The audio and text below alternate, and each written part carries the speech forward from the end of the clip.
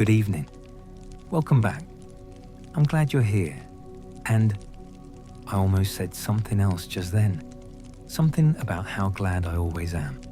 But it felt wrong tonight. Let's just say you came back, and that means something.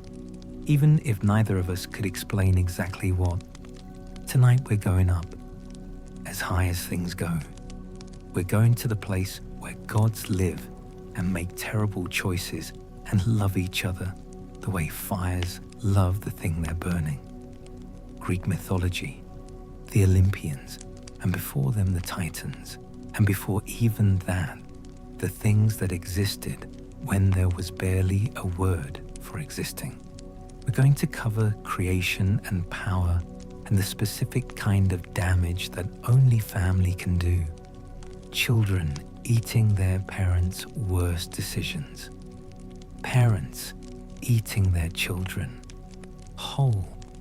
I want to know where you are, what time it is for you, and whether you're in the dark with the ceiling somewhere above you that you can't quite see, or whether you're tired in that way that doesn't come from a single long day, but from something that's been accumulating for weeks, settling into your joints like sediment.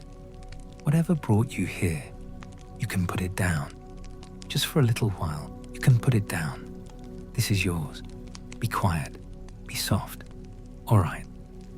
At the beginning, there was nothing. And I mean that in a way that's harder to mean than it sounds. Not empty space. Not the kind of dark you see when you close your eyes. Not the silence after a sound stops. Before all of that. Before the categories existed that would let you distinguish between something and its absence. Chaos, raw, hovering. The unrealized weight of everything. A potential so complete it hadn't yet learned to move. And then, things came. They didn't arrive. The word arrival implies a journey, a departure point, a before. And there was no before. They simply became. The first presences were enormous and essential, and had no childhood, no fumbling toward what they were. They were it, completely, from the first instant. I find that detail hard to hold. The idea of being something so entirely, with no practice. Gaia came, Earth. Vast and heavy and ancient, before ancient was a meaningful word. The ground itself, the thing beneath all other things.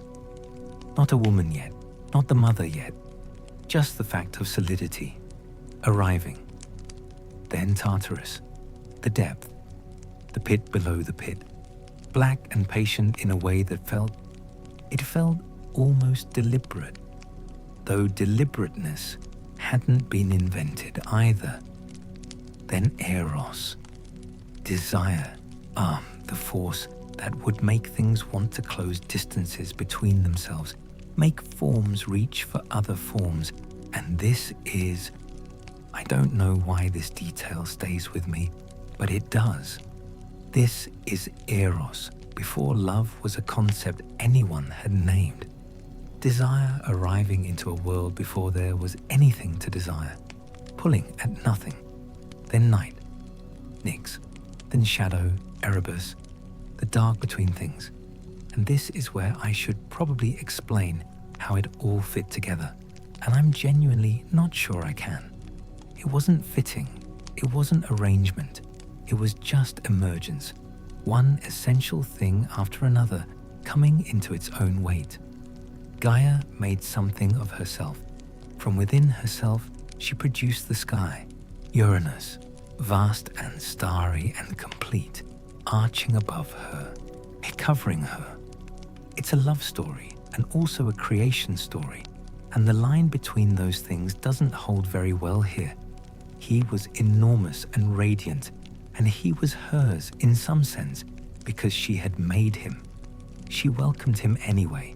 They came together, earth and sky, the first union, and from it came 12 beings, the Titans, 6 and 6. And I should be careful here because this is where the mythology gets dense, and I want to give it its due, but I also want you to know that some of these names I find more interesting than others, and I'm going to let that show. Oceanus, the water that went around everything, not a sea exactly, more like the idea of water at its most total, encircling the known world the way worry encircles a thought you can't quite put down. Cous, something to do with the heaven's axis, the pole around which the stars turned, which I find, I don't know, remote, abstract. I kept trying to find a way in, and the door wasn't there. Creus, he exists. He dwelt in cold margins. He matters to the genealogy. I'm moving on. Hyperion. Here, I want to slow down. Hyperion, the High One, the one whose light would eventually pass to Helios, to the sun as we'd later understand it. Warm and elevated, and there's something about Hyperion that feels like standing at the edge of a mountain before dawn, when the sky is the particular color that doesn't have a name, the one that's almost light but isn't yet, and the whole world feels held and potential and about to become itself. He carries that somehow. Or I'm projecting.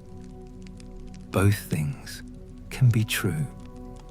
Iapetus, the wait before a great labor, as something in his essence connected to suffering and toil, to the cost of things, and his descendants would include Prometheus, who gave humans fire and paid for it in the ways I'll get to later. There's something almost sad about Iapetus, the father of consequence, which no one asked to be. Let me collect the thread here. 6 male titans, and I've been listing them. And there are 6 female ones too. Thea, Rhea, Themis, Mnemosyne, Phoebe, Tethys. And I haven't been giving them their due, which is its own kind of irony given the mythology's history, with that exact failure. Rhea especially. I'll come back to Rhea.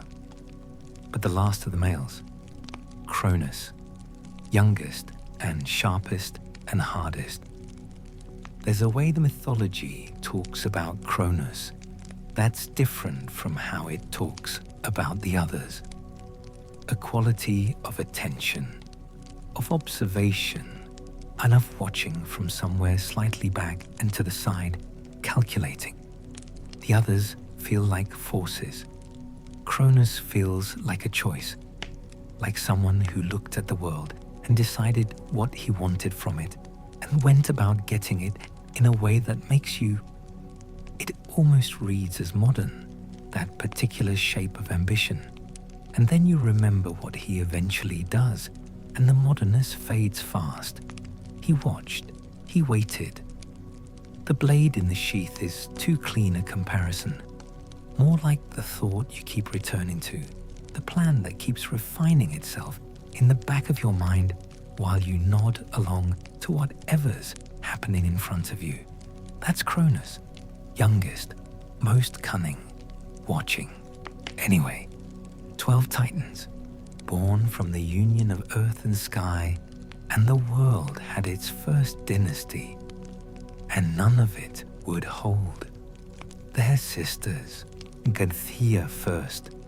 She carried light in her eyes the way a lamp does when you hold it up into a dark room. That particular quality of illumination that seems to come from the thing itself and not from what it touches. I keep coming back to Gaia when I think about the female titans, and I'm not entirely sure why. Something about the image, a gaze that lit things. Rhea, patient, deep. She would be queen, and she had the quality of soil about her. Not soft exactly, not yielding, but enduring in a way that made yielding irrelevant. She would matter later. She would matter enormously. Hold on to her name. Themis brought law to the screaming dark, which is, think about what that means. Law arriving into a world that had never had it. Not human law, not courts and scrolls, but the principle of it, the framework, order as a living thing walking into chaos and simply standing there until chaos had to acknowledge it.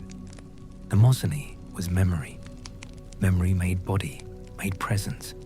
She held within herself every moment that had passed, which sounds beautiful and probably wasn't. Every lost thing, every moment sealed away from everyone else but alive in her. I don't know how to think about that. I keep trying, and the frame slips. Phoebe, bright, prophetic, clear-eyed, in the direction of the future. Tethys, the grandmother of rivers, all running water traces back eventually to her, or so the mythology says, which gives rivers a kind of genealogy that I find quietly moving without being able to fully explain it. 12 Titans, the first dynasty, radiant and immense and suited to a world young enough to hold them.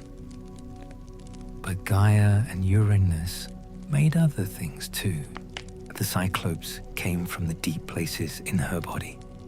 One-eyed, enormous, their single eyes blazing and strange, seeing the world in some way nothing else could replicate. And then the Hecatonchires, which is the kind of name you have to slow down for. The 100-handed ones, 50 heads each, 100 arms, grasping and striking, excessive in a way that exceeded excess. Uranus looked at these children and felt something go cold. He called them unnatural. He felt the wrongness of them. Too many arms, too many faces, the sheer ungoverned abundance of them. And he decided they could not be allowed to remain. He pushed them back into Tartarus, into the dark beneath everything, which was also inside Gaia's body. He pressed his own children into his wife's depths and left them there. Gaia groaned. Her body cracked under the pressure, and her veins split. She had loved Uranus. Whatever that meant for beings of that magnitude, she had loved him. And the love didn't vanish all at once. It cooled, the way coals cool when there's nothing left to burn. You reach toward the warmth and find it's been ash for a while now, and you just hadn't checked. Her children were screaming inside her, bound, pressing against the walls of a prison that was also their mother's body. And her anger built the way deep things build, invisible, patient, geological. She called to her Titan sons. She called in the language of shifting stone and buried water and the trembling before an earthquake. She asked them to rise, to strike, to do what needed to be done to the sky. They were afraid. Uranus stretched above everything. God, his reach was total, and his gaze was broad, and even Titans knew what it was to stand under something vast and cold and feel small. One by one, they went quiet, except Cronus. Cronus, youngest and sharpest, the one who had always kept his eyes open when looking away would have been easier, stepped forward. He didn't flinch at the ask. He didn't look away from what it meant. Gaia forged him a sickle. Adamant, the hardest thing, curved and cold, gleaming like moonlight if moonlight had been given an intention. She gave it to him, and he took it without ceremony. Then he went and hid at the edge of the world, in the shadow where the sky meets the earth, and he waited. He was very good at waiting.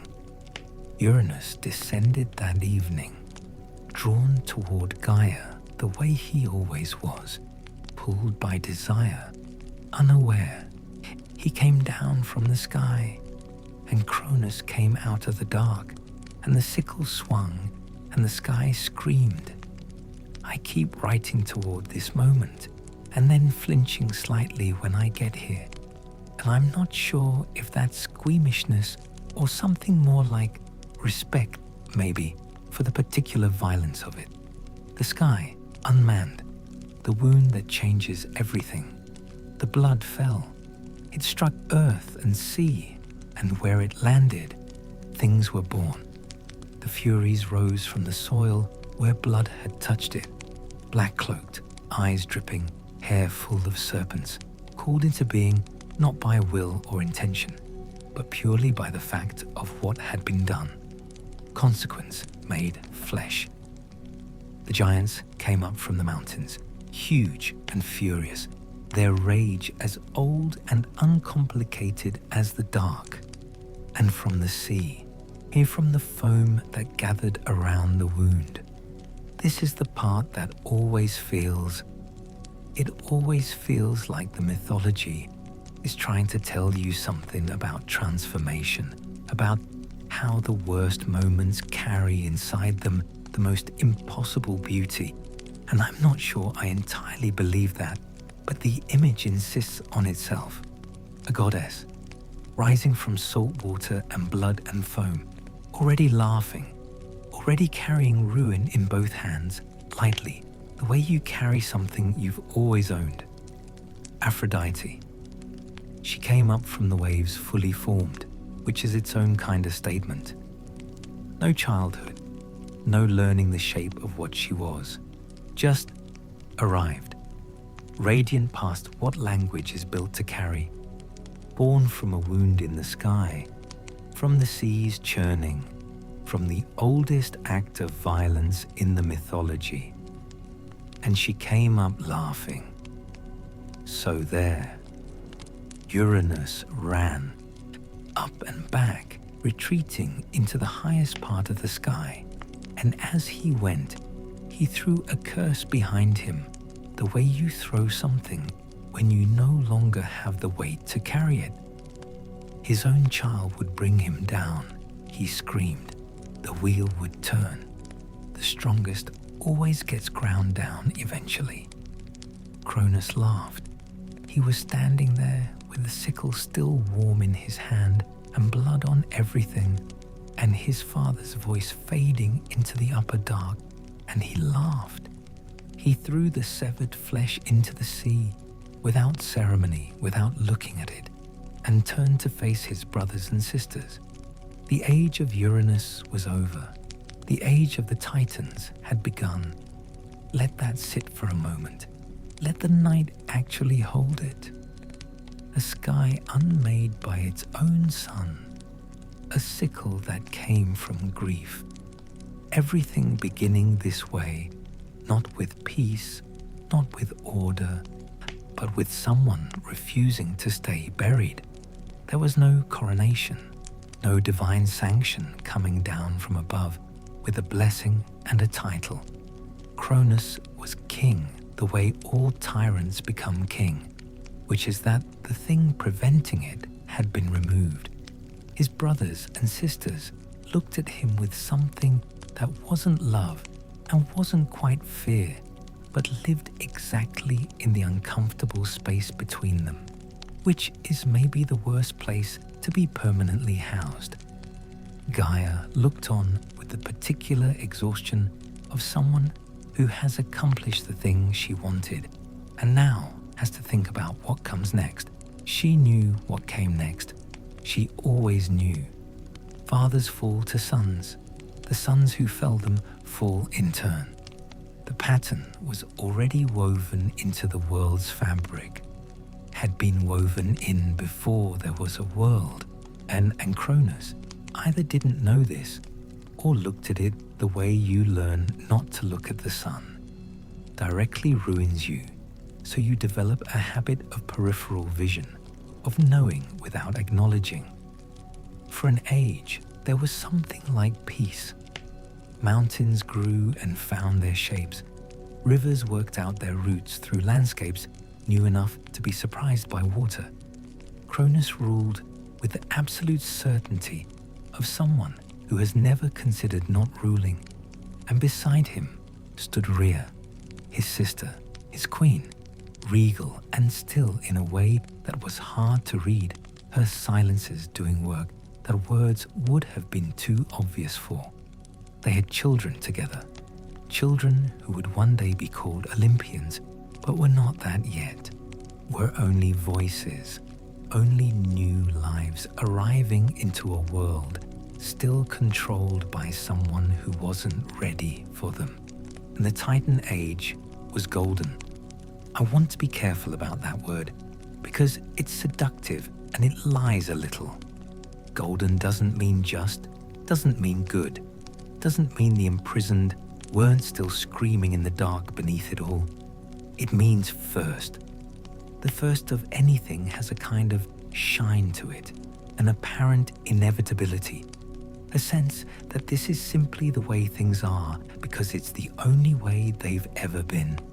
Anyway, the curse didn't sleep. Prophecy doesn't sleep. It clings to the underside of thrones and settles into the marrow and waits with the patience of limestone, which is a material that understands time in a way living things can't. And Cronus, for all the certainty and the iron will and the command of weather and elements, could not stop hearing his father's voice as that cold and ruined voice insisting that a sun would rise against him, whispering at first, then louder, then the way a leak gets louder, barely anything, then a trickle, then suddenly the whole floor is gone. It colonized him, that's the word.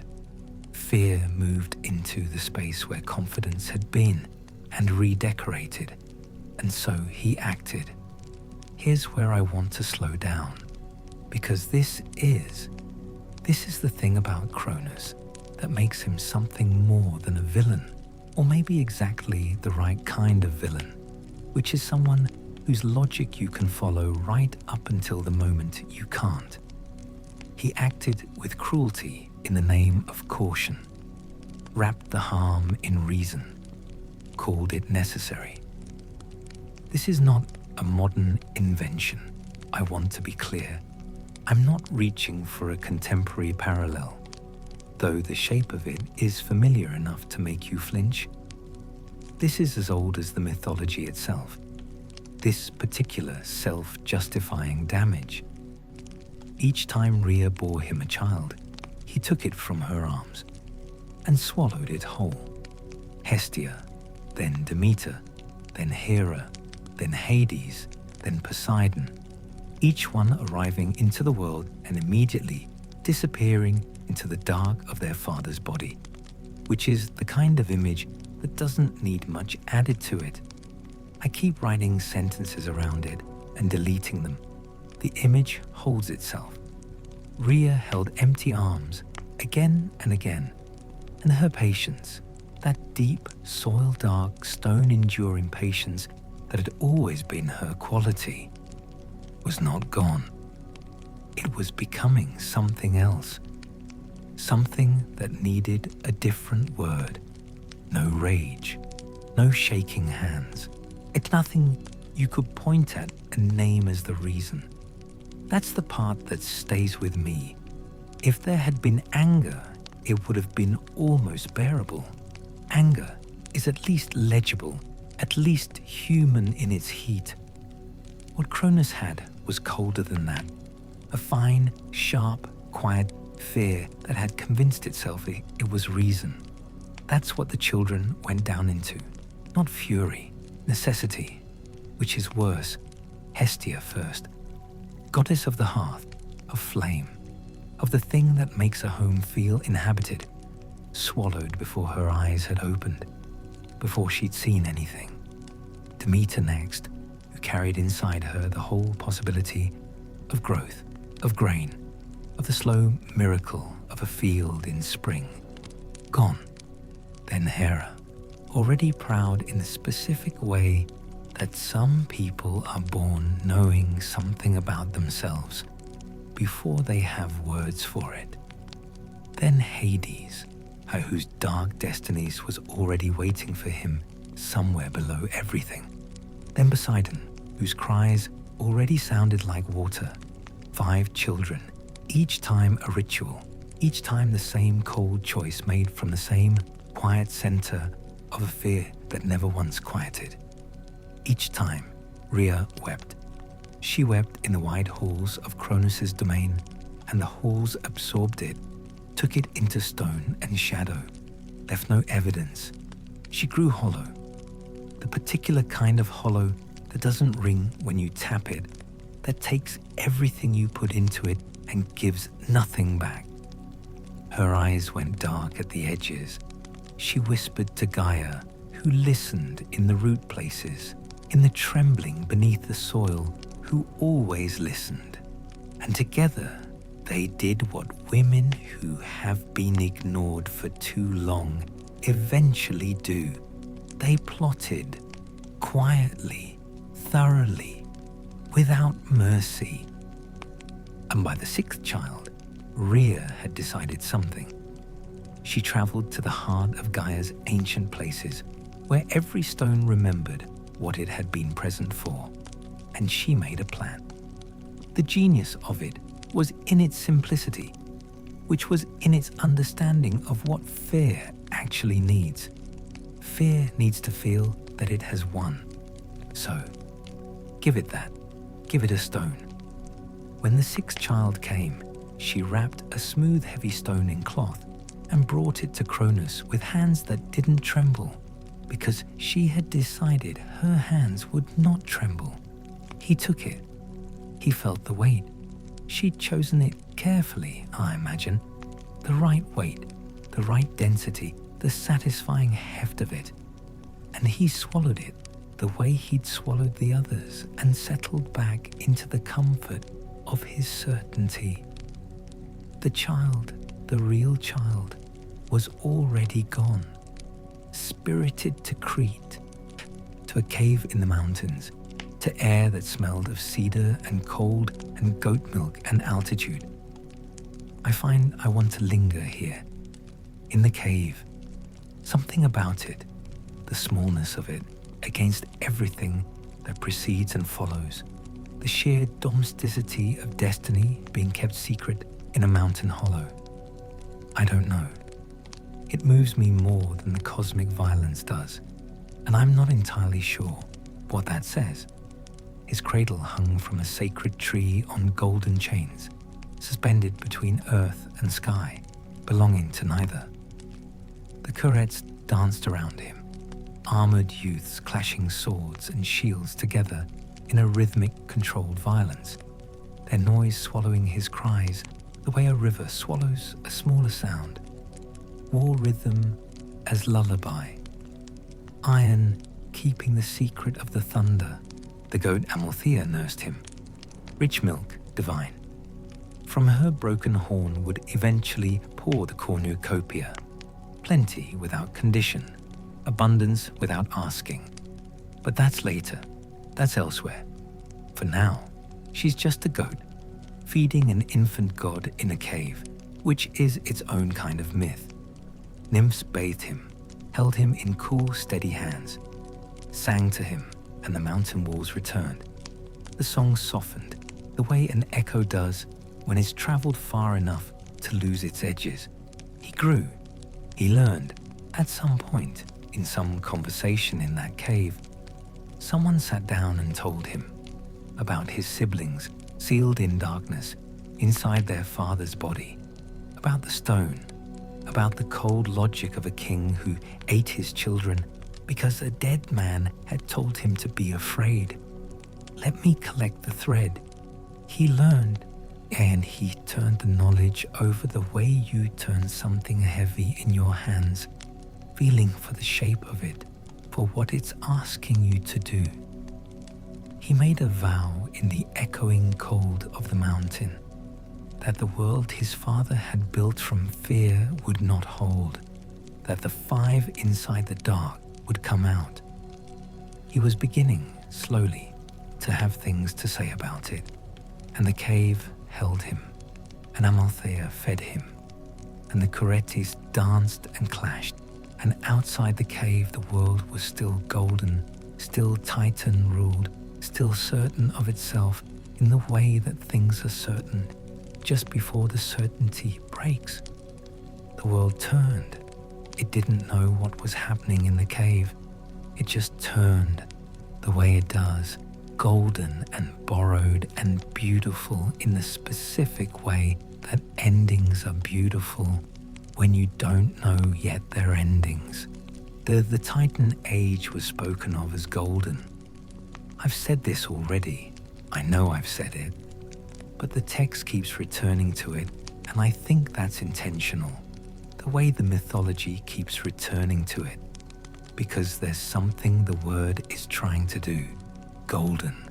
Not just or merciful or freely given. Simple. The simplicity of a world with a strong hold power and no one questions it. Where disorder has been swallowed and swallowing things passes, for a while, for solving them. The Titans were enormous and certain, and their names were cut into the bones of mountains. Mortals walked the earth, newly there, or newly noticing they were there, which might be the same thing, and they lived without the long, grinding machinery of suffering that would come later. No famine, no kings behind stone walls, no altars black with sacrifice, no prayers from people who had already tried everything else. The earth fed them. It was still young enough, still willing enough to do that without complaint. Cronus stood at the center of it, satisfied, sharp-eyed. He had buried the sickle. He had swallowed the threads. He had done what enough power and enough fear let you do, which is make the present moment into the only moment, the only permitted one, the only one that counts. Prophecy doesn't accept those terms. It never has. It moves through the cracks like smoke. You seal one and find another, and the smoke doesn't hurry, doesn't need to hurry, just keeps moving. Uranus' voice in the corners of his mind. Soft, persistent. You were the thing that came for the throne once, it said. You know exactly what that feels like from the inside. So, imagine the outside. When Rhea bore their first child, a daughter, warm, carrying inside her the soft light of a fire not yet lit. Cronus took her before Rhea had named her. This is the part the text slows down for, and I want to slow down too, because there's something here that resists the momentum of the story, that asks to be looked at carefully. Hestia, goddess of the hearth, the still point, the fire at the center of every home that would ever exist. Cronus looked into her eyes and found nothing dangerous, no rebellion, only a soul that had just arrived and hadn't yet decided anything. He opened his jaws and swallowed her. No blood, no breaking, no scream because she hadn't learned how yet. She dissolved from the world, the way a dream does, just before waking. Not destroyed, but removed, held in a darkness that wasn't sleep and wasn't death, and wasn't quite anything with a name. Then Demeter, reaching already toward dark soil, as if she recognized it. Then Hera, proud in her first breath, already holding the posture of a queen still waiting for her crown. Then Hades, looking not frightened, but interested by whatever he could see in the deep places below the floor of the world. Then Poseidon, already salt-smelling, already oceanic in some quality of his crying. 5. And Rhea standing each time with empty arms, learning. This is the thing. Learning a grief that doesn't soften with repetition, that deepens, that settles into the architecture of you and becomes load-bearing. She went to Gaia, again, in the root language, in the trembling. And Gaia listened, as she always listened, and the plan took shape. The stone, the cave, the golden chains, the clashing shields. And I've already told you that part, and you know how it ends. or how it continues, because it doesn't end yet, it just changes shape. Zeus in the mountain, growing, turning the knowledge of his siblings over in his hands in the cold dark. The curettes clashing iron to drown out the sound of destiny being fed goat milk at altitude. The golden age going on outside, unaware. Cronus on his throne, satisfied, sealed inside a certainty that had a stone in it. The stone at the center. The stone Rhea had handed him with steady hands, waited to feel like a child, swallowed without suspicion into the place where his fear lived, sitting there in the dark belly of the king of the world. And Zeus growing, and the fruit in the grotto ripening. She had always been patient. That was her quality, her essential thing, the depth of soil, the endurance of stone. But patience isn't passive, it accumulates. And what it had become in Rhea, after 5 children swallowed, after 5 times standing with empty arms in wide stone halls that absorbed her grief without returning anything. What it had become was decision, quiet, irreversible, the willingness to act precisely once and make it count. She went to Gaia, told her everything, though Gaia already knew. Gaia always already knew. And in the deep root places, they made a plan that wasn't war, wasn't confrontation, was something more elegant and more cold. Give the hungry thing what it thinks it wants. Let what it actually wants escape in the confusion. The 6th child came, and Rhea vanished from Cronus's sight.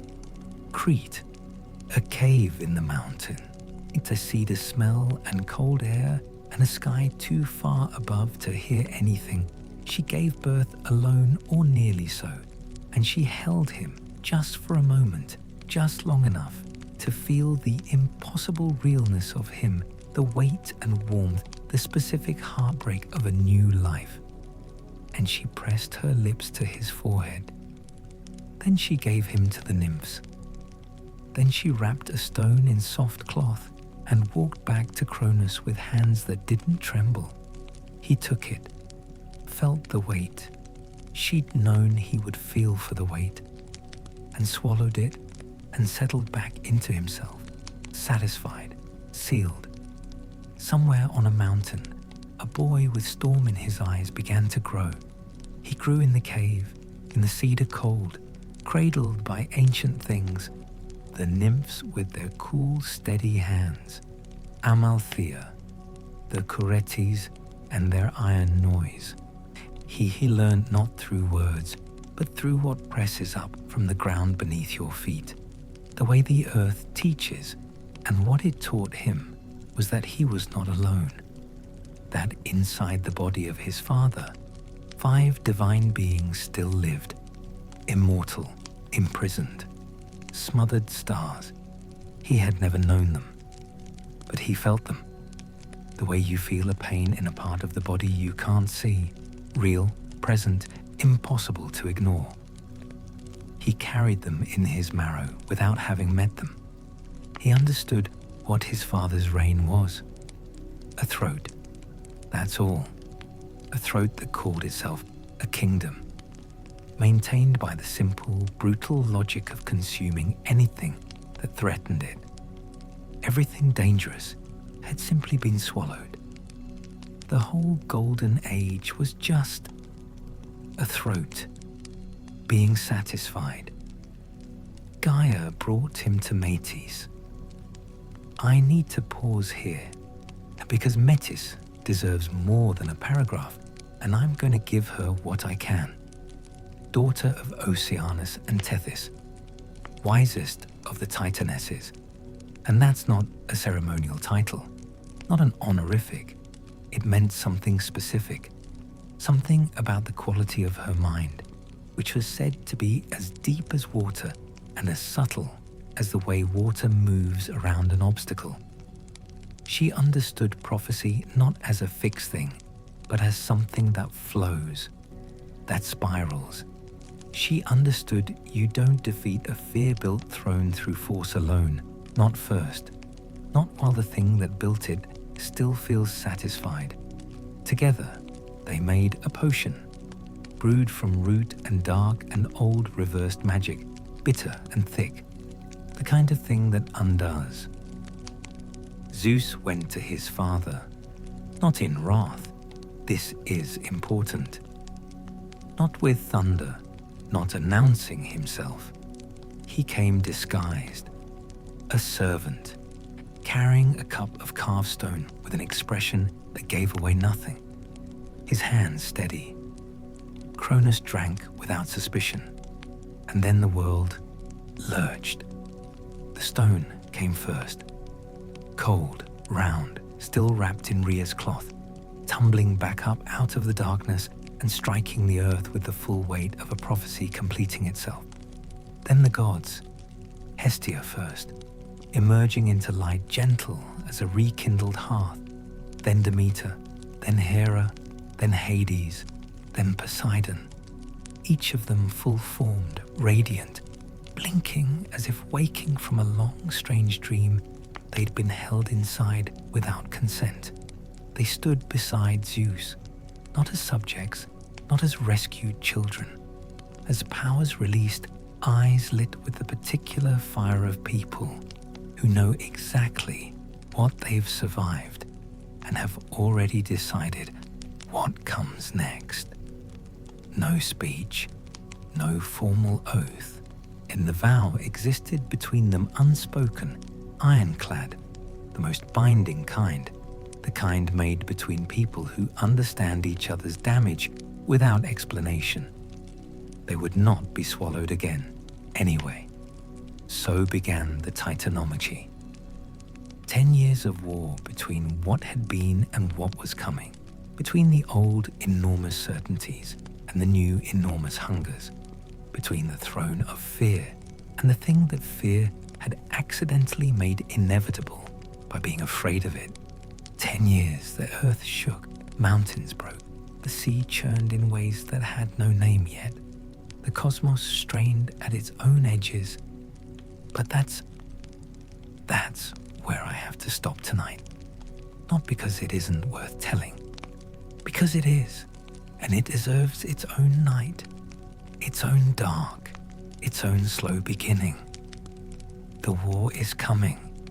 The Olympians are standing. The Titans are vast and ancient and certain in the way that certainty looks just before it breaks. You know how this ends, but knowing doesn't change the weight of it. Put it down for now. The night is still here. So are you. 10 years. I want you to actually hold that. Not as a mythological time span, not as a narrative convenience, but as duration. 10 years of the sky burning. 10 years of mountains used as weapons. 10 years of the earth remembering in its bones what it was being asked to endure. The reverberations of it are still there if you know where to press. In the way mountains hold their shape, in the way the sea knows what it was once asked to contain. On one side, the Titans, old, enormous, carved from the first age, carrying within them the memory of a world before order existed to constrain anything. And Cronus at the center, leading with the particular desperation of someone who knows, who has always known, has never fully stopped knowing, that the throne will not hold, striking with everything he has precisely because everything is already leaving. On the other, the Olympians, raw, burning, possessed of the specific fury that belongs to people who have been told they are not enough and have made a decision about that. It wasn't one battle. It was a decade-long siege against time itself.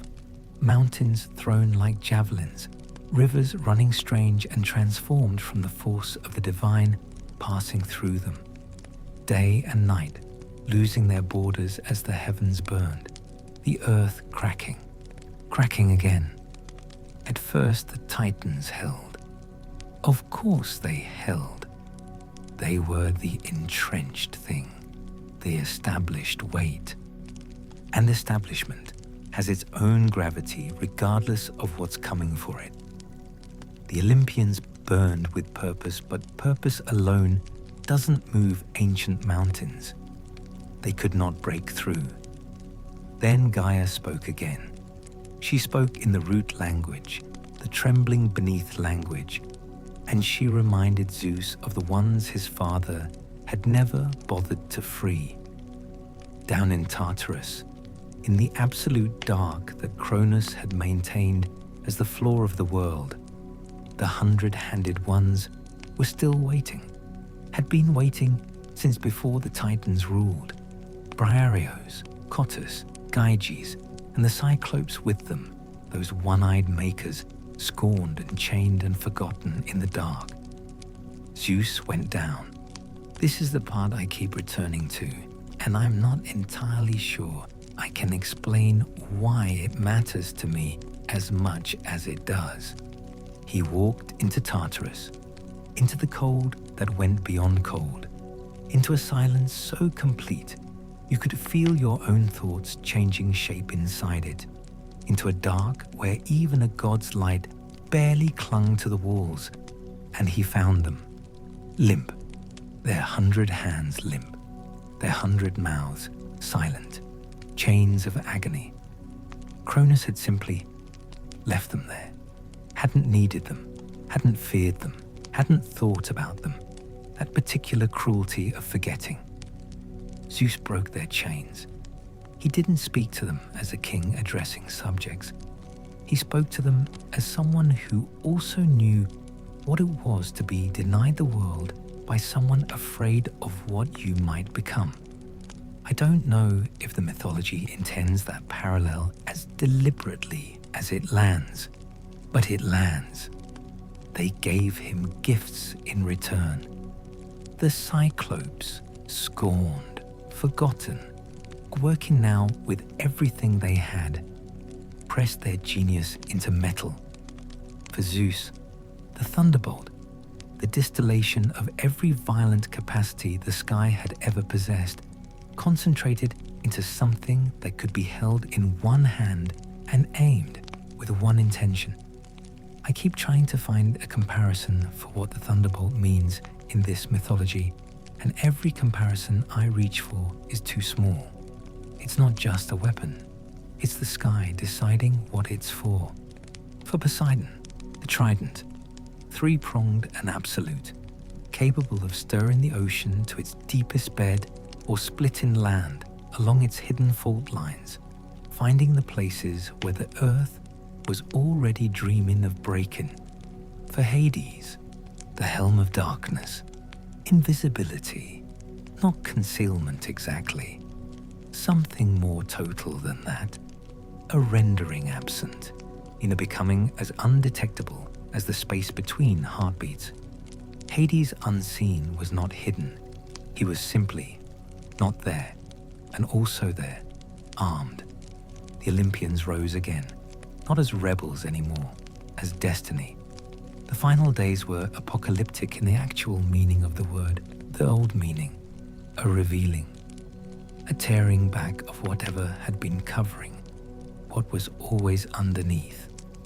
The 100-handed ones hurled boulders the way weather hurls rain, continuously, without tiring, their 100 arms working in rhythms that had no pattern and therefore no defense. Zeus brought the thunder down on the mountain peaks, and the peaks answered by breaking. Poseidon drove the trident into the seafloor, and islands cracked in two. Clean, the way certainty cracks when the thing holding it together finally gives. And Hades moved through the Titan ranks like a thought through a panicked mind. I'm not sure that simile fully works, but I'm keeping it because something about it is almost right.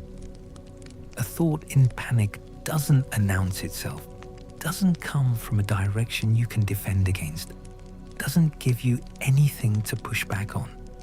Hades was there and not there, and the Titans began to fear something they couldn't locate, which is the worst kind of fear. The kind with no source and therefore no possible defense. The Titans broke, one by one, and then all at once, the way things break when they've been holding past their capacity. Not gradually, not gracefully, just, and then they broke. The old enormous certainties came apart under the weight of a decade of thunder and a final few days of revelation. And Cronus fell, and the first age ended. The defeated Titans were cast into Tartarus, the deep dark, the pit below the pit, the place where Briareos and his brothers had waited in chains, now filled with the old rulers of the world, the towering, magnificent beings who had inherited everything and held it for an age, and then lost it in 10 years to children they had underestimated. Atlas, who had fought hardest among them, received a particular sentence. He would hold the sky, his shoulders under the weight of the heavens, forever, or something close enough to forever that the difference doesn't comfort him. The sky that had once been Uranus, the sky his brother had overthrown, now pressing down on him without end. The Olympians took the world, and they took it and divided it. The way you divide something when you've won it together, and now have to live with each other, carefully, with attention to who gets what, with the knowledge that the divisions will matter for a very long time. Zeus took the sky and the lightning and the authority over all things. Poseidon took the sea. Hades took the underworld, the realm of the dead, the deep places where the Titans now lived in their chains. The earth remained common, shared, or claimed by no single god, which is not quite the same thing. And on Olympus, a mountain, a height, a place above the weather, the new gods settled into their thrones, young, burning, freshly victorious in the way that makes you feel briefly invincible before you discover what victory actually costs and what comes next.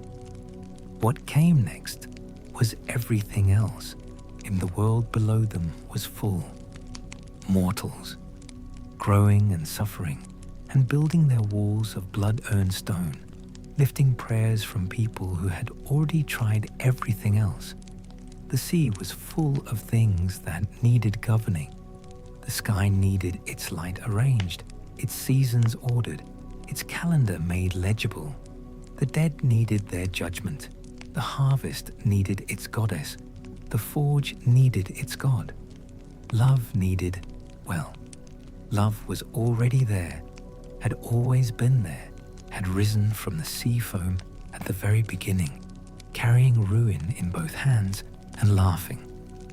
The Olympians were 12, eventually, in the fullness of the arrangement. But 12 is a counting of seats, and the stories were already more than that. So there, Cronus fell. Not gloriously, not with a final stand, a last cry, a king choosing the shape of his own ending. He fell in exhaustion, worn down by 10 years, and a prophecy that had always been true, and had simply been waiting for him to tire of running from it. The thing he'd tried to divert, to swallow, to wrap in stone and bury. It came for him anyway. It was always going to come for him anyway. The Titans were bound in bronze and hurled into Tartarus, deeper than dreams, beneath the roots of the earth, beneath the floor of the underworld, so far down that the world above was not even a rumor to them. The 100-handed ones stood guard, the ones the Titans had imprisoned, now the jailers. There is a shape to that which the mythology doesn't comment on. It just lets it sit there. Zeus stood on the silent battlefield. The sky cleared. The air, which had been burning and full of things moving too fast to follow for 10 years, went still. Rest in that for a moment. Let it settle behind your closed eyes. The war is over. The night outside your window is calm. There is only this story and the dark and the slow movement of your own breathing. The Olympians climbed to Olympus. Their voices were loud with triumph, their laughter rolling through stone corridors newly theirs. They rearranged everything, took their thrones, divided the world among themselves with the confidence of people who have just won and haven't yet discovered what winning costs. But beneath their feet, deeper than Hades, deeper than the underworld's floor, in the buried veins of the earth, Gaia stirred. She had helped them. Let's be precise about this. She had whispered Zeus the knowledge he needed, had pointed him toward the 100-handed ones, toward the weapons, toward the path through the dark. She had done all of that, and her allegiance had never once belonged to Zeus. Her loyalty was to balance, to what was owed, to the old wounds that had not been healed, only redistributed.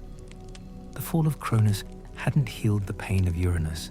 It had shifted weight from one hand to another. The throne had a new owner. The arrogance had stayed exactly where it was. Gaia had watched 2 generations of kings rise and fill the sky with their certainty and then fall. She was not done. She went to Tartarus and the abyss itself, the shadow that swallowed light and mocked the idea of form. She called to him, called him up, and together they made something, not to rule.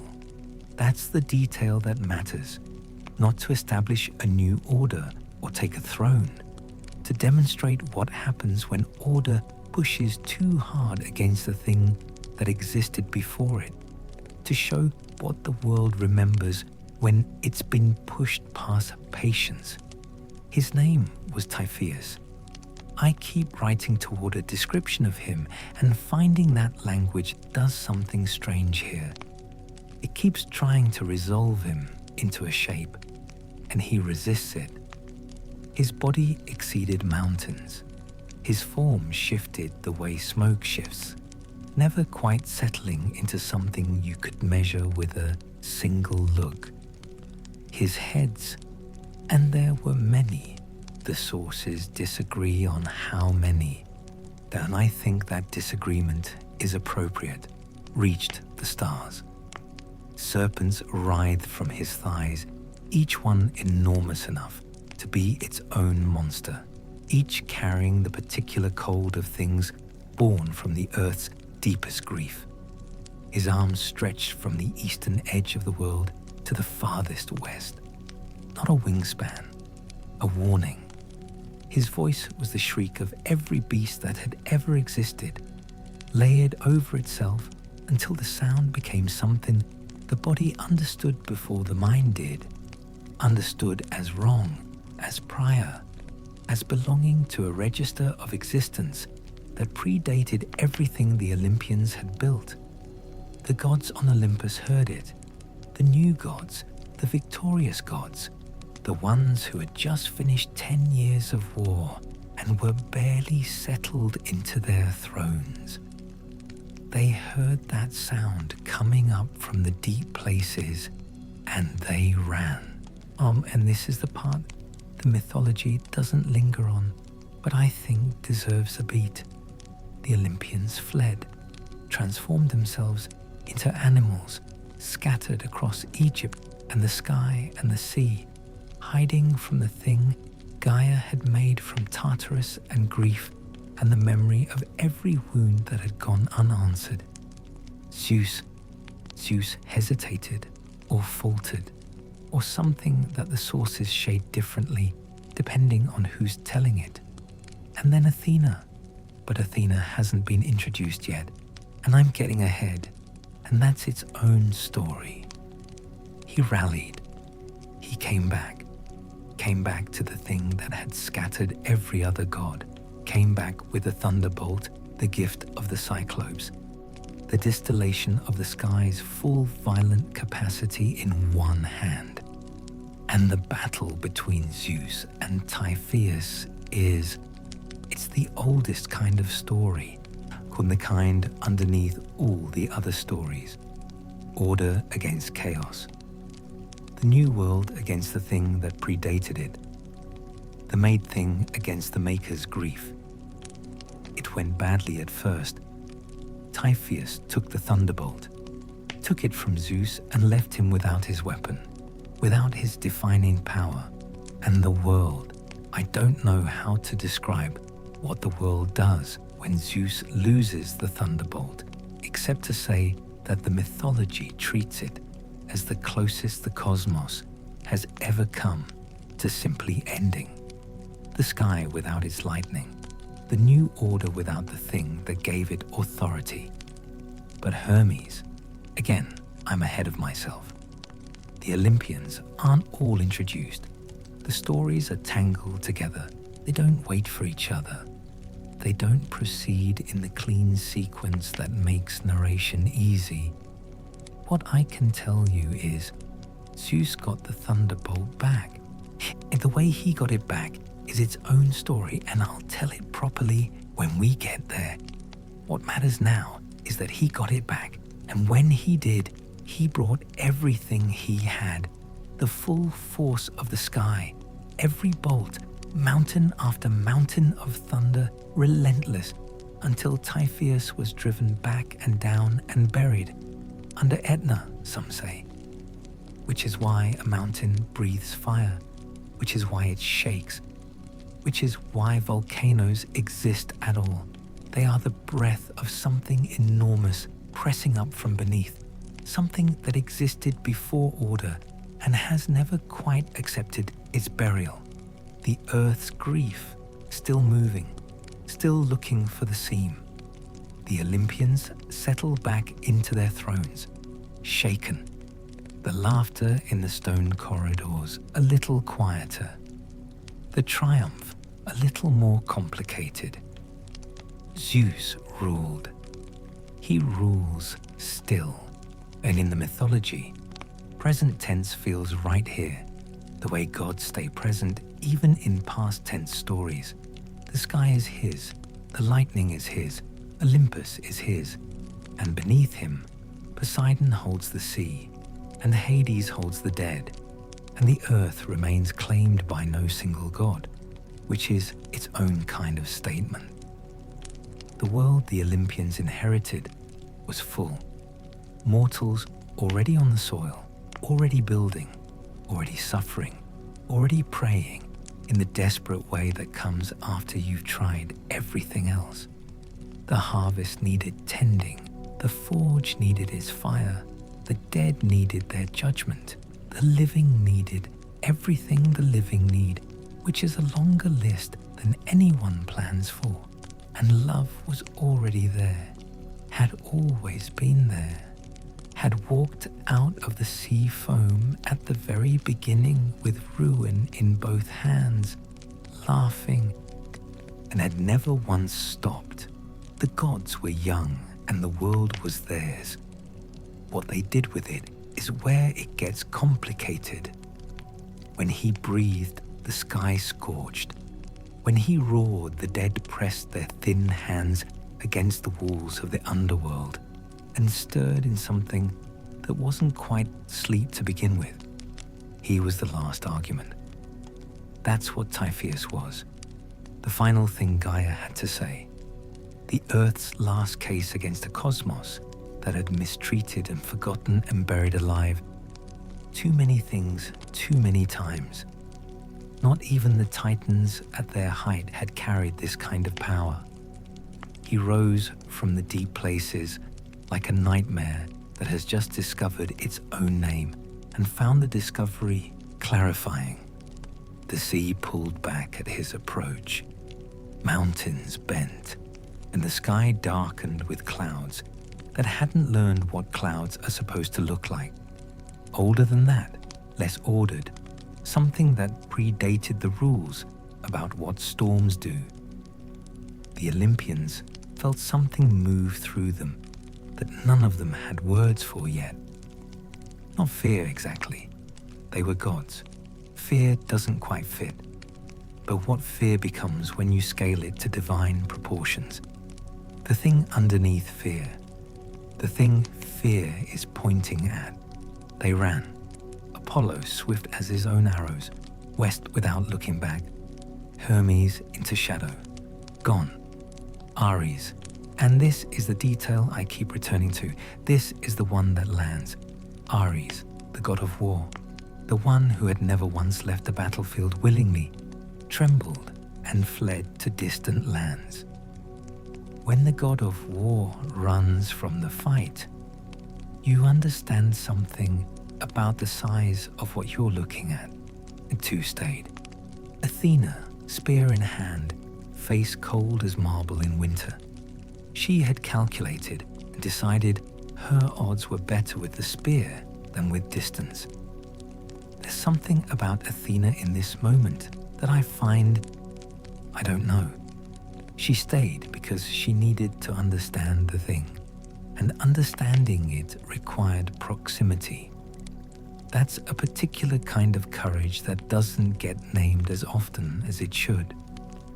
And Zeus, who still remembered what it felt like to be the prophecy rather than the throne, who had been the thing coming for the king once, and wasn't willing to let something that had never earned the world simply take it.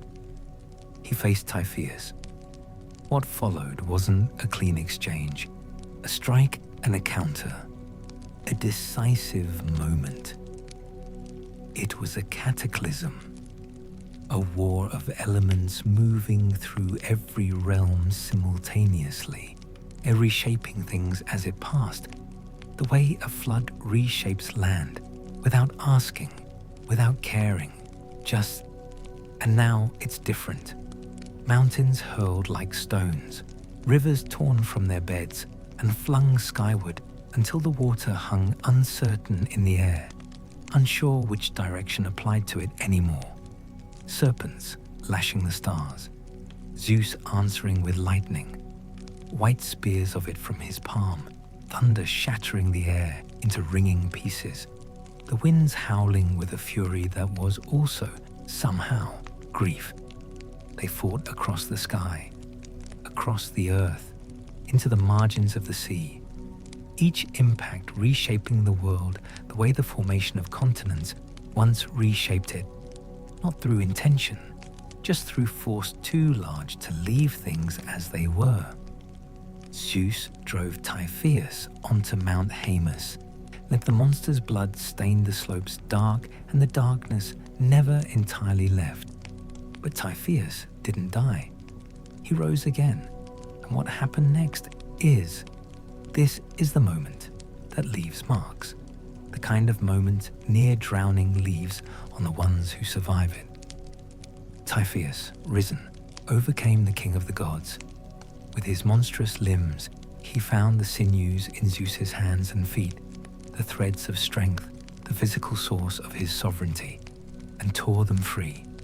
Zeus fell, crippled, bound, carried to a cave at the edge of the known world, black cliffs, jagged rock, the farthest margin of everything. And there he was left, the thunderbolt somewhere else, his hands without the strength to hold it, even if it had been there. The most powerful god in the cosmos lying helpless in a cave, being mocked by the thing that had beaten him. Now I find I want to stay in this moment longer than the mythology does. The narrative moves quickly past it, eager to get to the rescue, to the restoration, to Zeus returned and victorious. But there's something in the image of him there, unmade, sovereign of nothing, the sky going on without its lord, that the story rushes past and I think deserves a breath. Anyway, Hermes and Pan. Of all the gods, these two, Hermes, who moved through the world by cunning, by the particular slipperiness of his nature, never quite where you were looking, and Pan, goat-footed, strange, unsettling in ways that didn't resolve into threat or comfort, just strangeness, the strangeness of wild places that have never been named. Together, they moved through the world in ways Typhoeus couldn't track. Found the cave, found the guardian, intrigued the guardian. The mythology is not always specific about how, and I think that's right. I think the how is less important than the fact of it. The fact that cunning got in where power couldn't. They stole back the sinews, the threads of divine strength, carefully gathered, and fled at a speed that left no time for pursuit. Zeus restored is a different thing than Zeus before. He came back to the fight with the thunderbolt returned to his hand, and something in him that had been tested in the particular way that only losing entirely can test you. He came back with everything, every bolt, relentless, mountain after mountain of thunder, until Typhoeus was driven back and down under Etna, buried under the mountain, which is why the mountain breathes fire, why it shakes, why it has always shaken. Come with the breath of something enormous pressing up from underneath. Something that existed before order and has never, not once, accepted its burial. The earth's grief still looking for the seam, still finding it, sometimes, in fire and ash and the particular violence of a mountain that remembers what it's holding down.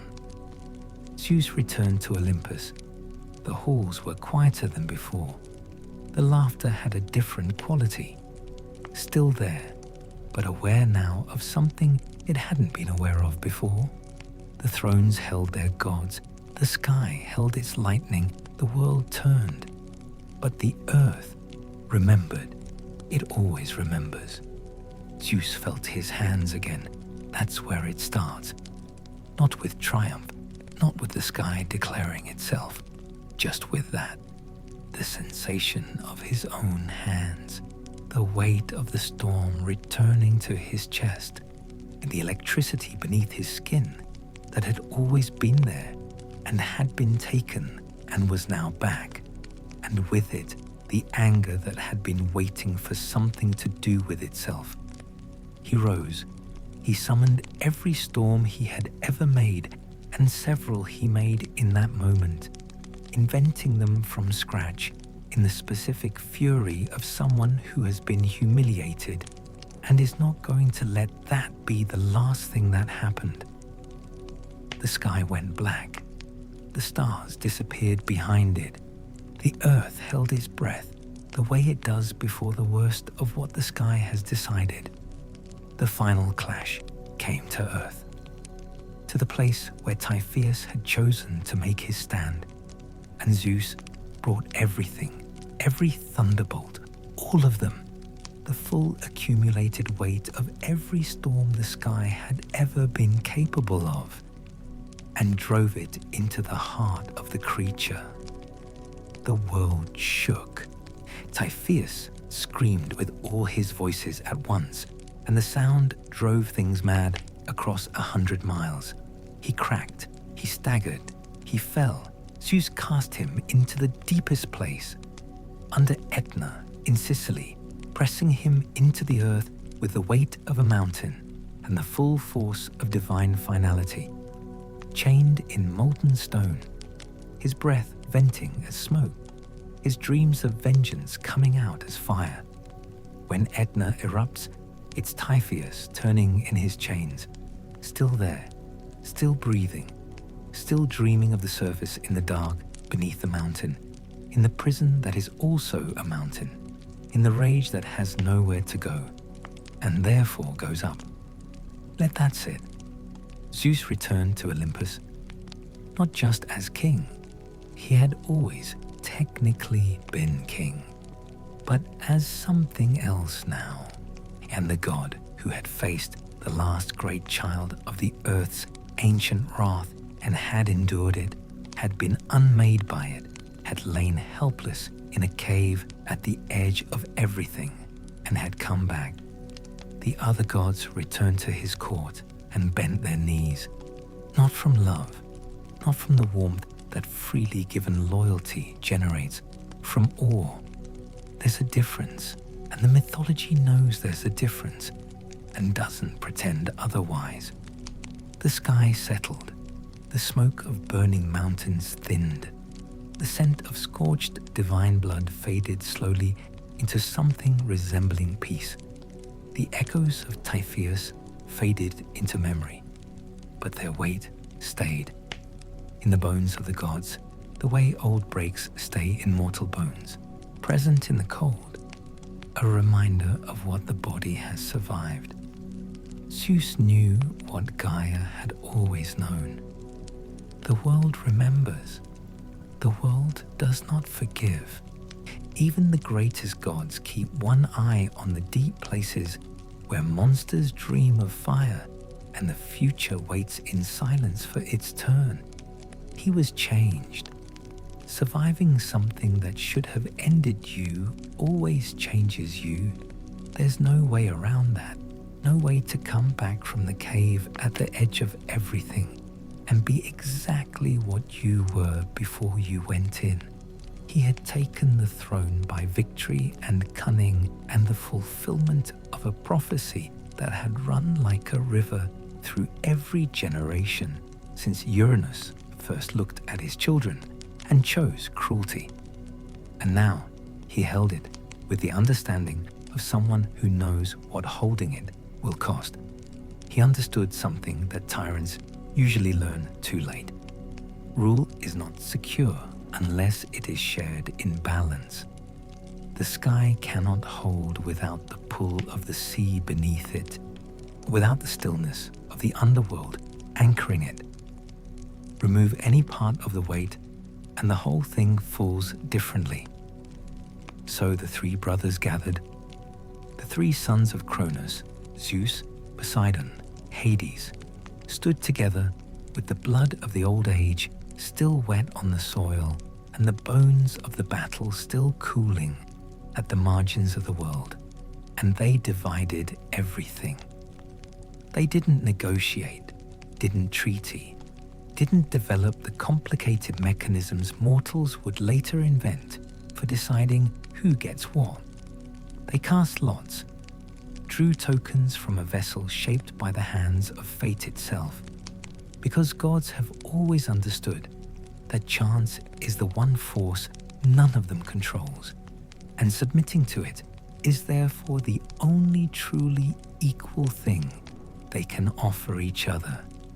To Zeus, the sky, the heavens, clouds and winds, and the throne of Olympus, and the storm, and the bright spaces between storms, and everything that travels between the earth and the upper dark.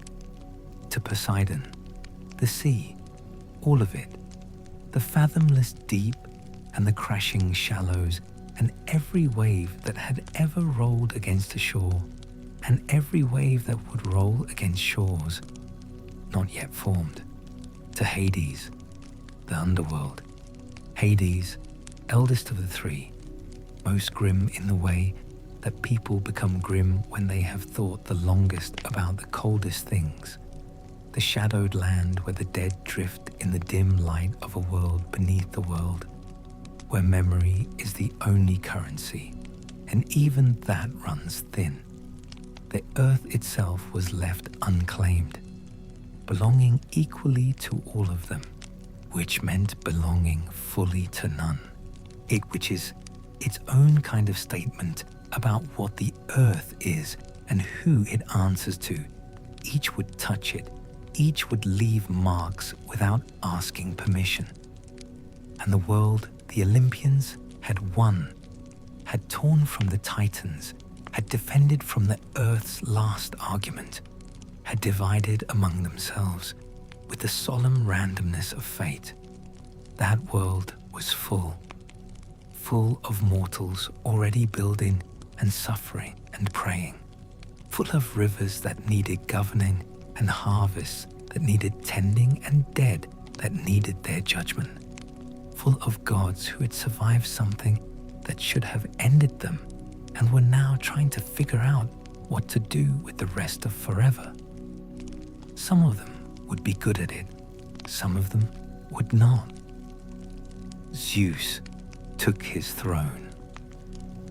Carved from the concentrated force of the storm, ringed in cloud, he guarded not by walls, but by law, which is a different kind of wall, and in some ways stronger, and in some ways more breakable, depending on who's testing it.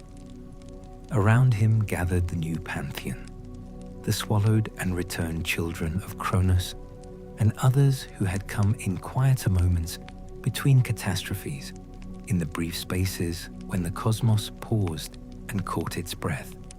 Hera, his sister, and now his queen, proud and watchful, her eyes always moving, always checking for the betrayal that experience had specifically taught her to anticipate. She had been swallowed and returned and married, and she carried all three of those things in her posture, in the particular quality of her vigilance.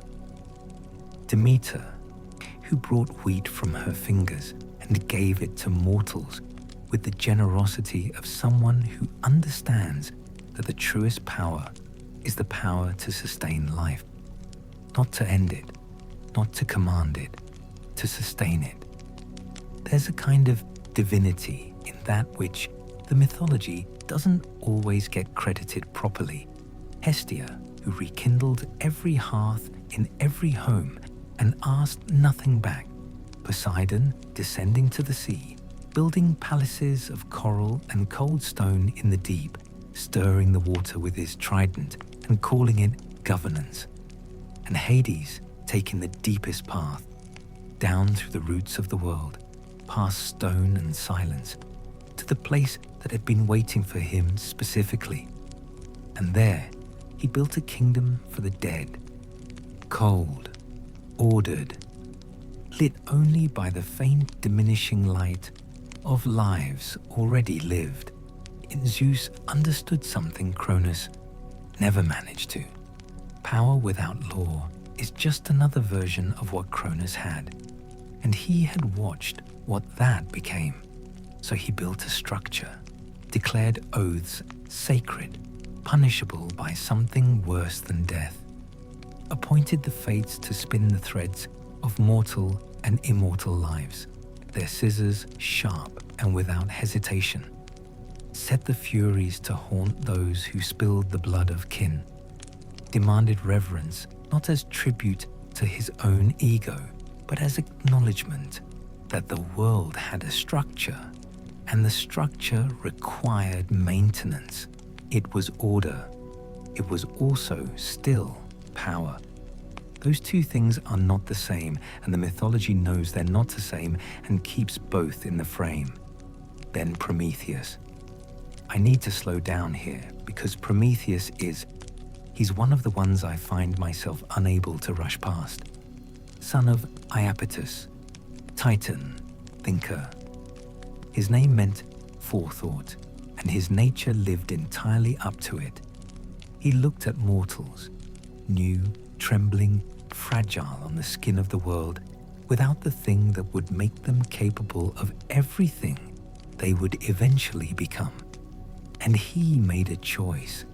He stole fire from the gods and carried it down, carried it in a hollow fennel stalk, some versions say, which is such a specific and quietly beautiful detail that I don't know what to do with it. The thing that would change everything, traveling to humanity in a plant stem, warmth and light and the capacity for craft and civilization and every terrible and magnificent thing humans would ever make. carried in a fennel stalk down from the divine places to the trembling hands of mortals. Zeus did not look away. Prometheus was chained to a rock at the edge of the world, arms stretched wide, body held against the stone by chains forged with the specific intention of holding something divine and unwilling. Each day an eagle came, Zeus's own bird, his own symbol made into instrument, which is a choice the mythology makes deliberately, and tore out the liver of the god. Each night the liver regrew, because Prometheus was immortal, and immortality is, among other things, the inability to finish being hurt. Day after day, endlessly, the wound always fresh, the eagle always returning, the chains holding. I keep trying to write around this and finding I can't. There's something about Prometheus on the rock that resists the momentum of the narrative, that sits there and insists on being felt. He knew. He had forethought. It was his nature, his literal name. And he knew what would happen, and he did it anyway. He chose the rock. He chose the eagle. He chose it for a fennel stalk full of fire going down to human hands. Whether that's noble or catastrophic or both simultaneously is a question the mythology leaves open, and I think it's right to leave it open. Zeus commissioned a punishment for mankind as well, for receiving the gift they hadn't asked for but had accepted. Hephaestus molded her from clay, her form perfect, deliberate. Aphrodite breathed into her the ache that makes beauty dangerous, the specific quality that bypasses reason and reaches somewhere deeper. Hermes and Apollo contributed the art of speaking in ways that enter through the ears and find the places reason doesn't guard. Her name was Pandora, all gifts. She was sent to Epimetheus, Prometheus's brother, who accepted her despite every warning, because Epimetheus meant afterthought, and his nature, too, lived entirely up to it. Some things are just. They are what they are, all the way through, and no warning changes them. She brought a vessel with her, sealed, ancient, warm to the touch in a way that warmth shouldn't quite account for. She opened it. She was always going to open it. The whole architecture of her existence required it. She opened it, and from it came everything. The world had not yet been asked to hold disease, grief, famine, betrayal, war.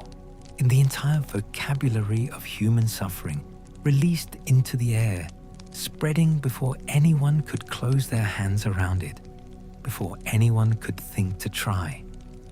One thing remained, pressed against the lid at the last possible moment, small and shaking, and insufficient probably, insufficient for everything that had just been released, but present, hope, still inside. Let that settle into you as you rest tonight.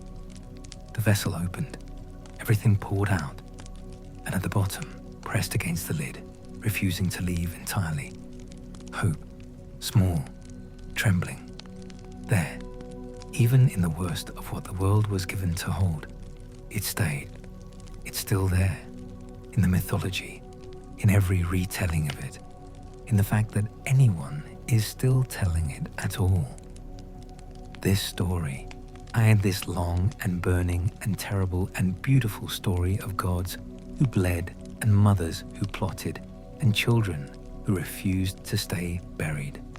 Hope at the bottom of the jar, still inside. You can rest now. The night is quiet. The sky outside your window belongs to no one in particular and to all of us at once, which is maybe the best arrangement anyone ever managed. Sleep well. Olympus. Columns glistening in a perpetual dawn that lived only at that altitude. Silver fires burning in corridors wider than valleys, taller than the tallest thing the earth had yet managed to produce. No mortal foot had pressed here. No storm arrived uninvited. And the uninvited storms were Zeus's own, which meant the distinction was mostly academic. He sat at the center of it, throne carved from the storm itself, voiced the law, thunderbolt the punctuation at the end of every argument that needed closing. He held the aegis, that terrible shield fringed with serpents, crowned with the Gorgon's face, capable of routing armies simply by being turned toward them. His will moved through the cosmos the way weather moves, without asking. Beside him stood Hera. I want to take my time here because Hera is one of the ones the mythology gets wrong most often, or not wrong exactly, but flattened, reduced to jealousy, to vengeance, to the scorned wife, as if those things aren't responses to something, as if they exist in a vacuum without the thing that made them. So, Hera, goddess of marriage and sovereignty, and the particular precise kind of vengeance that does not rush because it is completely certain it will arrive. Where Zeus's power was loud, crackling, alive with the energy of a sky that cannot hold still, Hera's was silent and enduring, the kind that doesn't announce itself, the kind that doesn't need to. Their union wasn't born of love. There had been passion, and there had been something else first, something that needs to be said plainly. Zeus came to her in transformation, a small, trembling bird shivering in the cold, seeking warmth, which is always the most disarming thing to ask for because it asks for the thing Hera had. She cradled it. She offered warmth because warmth was something she possessed, and she opened the small door that tenderness keeps most carefully locked. And when it was open, Zeus revealed himself and claimed her with the full force of the storm he was. She wept with fury, the mythology says. Not sorrow. Fury. And she vowed she would marry him, if only to bind the offense within the chain of law, to make what he had done into something that could be named and therefore governed. That's the kind of mind Hera had. Even in violation, even in the moment of it, she was thinking about containment, about what structure could hold the damage, about how to make the unbearable into something with edges. She took her throne beside him, proud, brilliant, never entirely tamed, which he knew and which was probably part of the pull. Theirs was a marriage of thrones, not hearts, a partnership of power that required them to maintain, in public, a fiction that the private truth constantly threatened to undo. Zeus was a god of appetites. He desired beauty, cleverness, song, the company of the brilliant, the chase of the unwilling. And he pursued his hungers across the full breadth of the cosmos without particular restraint. Nymphs and goddesses and mortal queens and unwitting maidens drawn into his orbit by the gravity of a god who wants something and has the power to reach for it. He changed shape to reach them.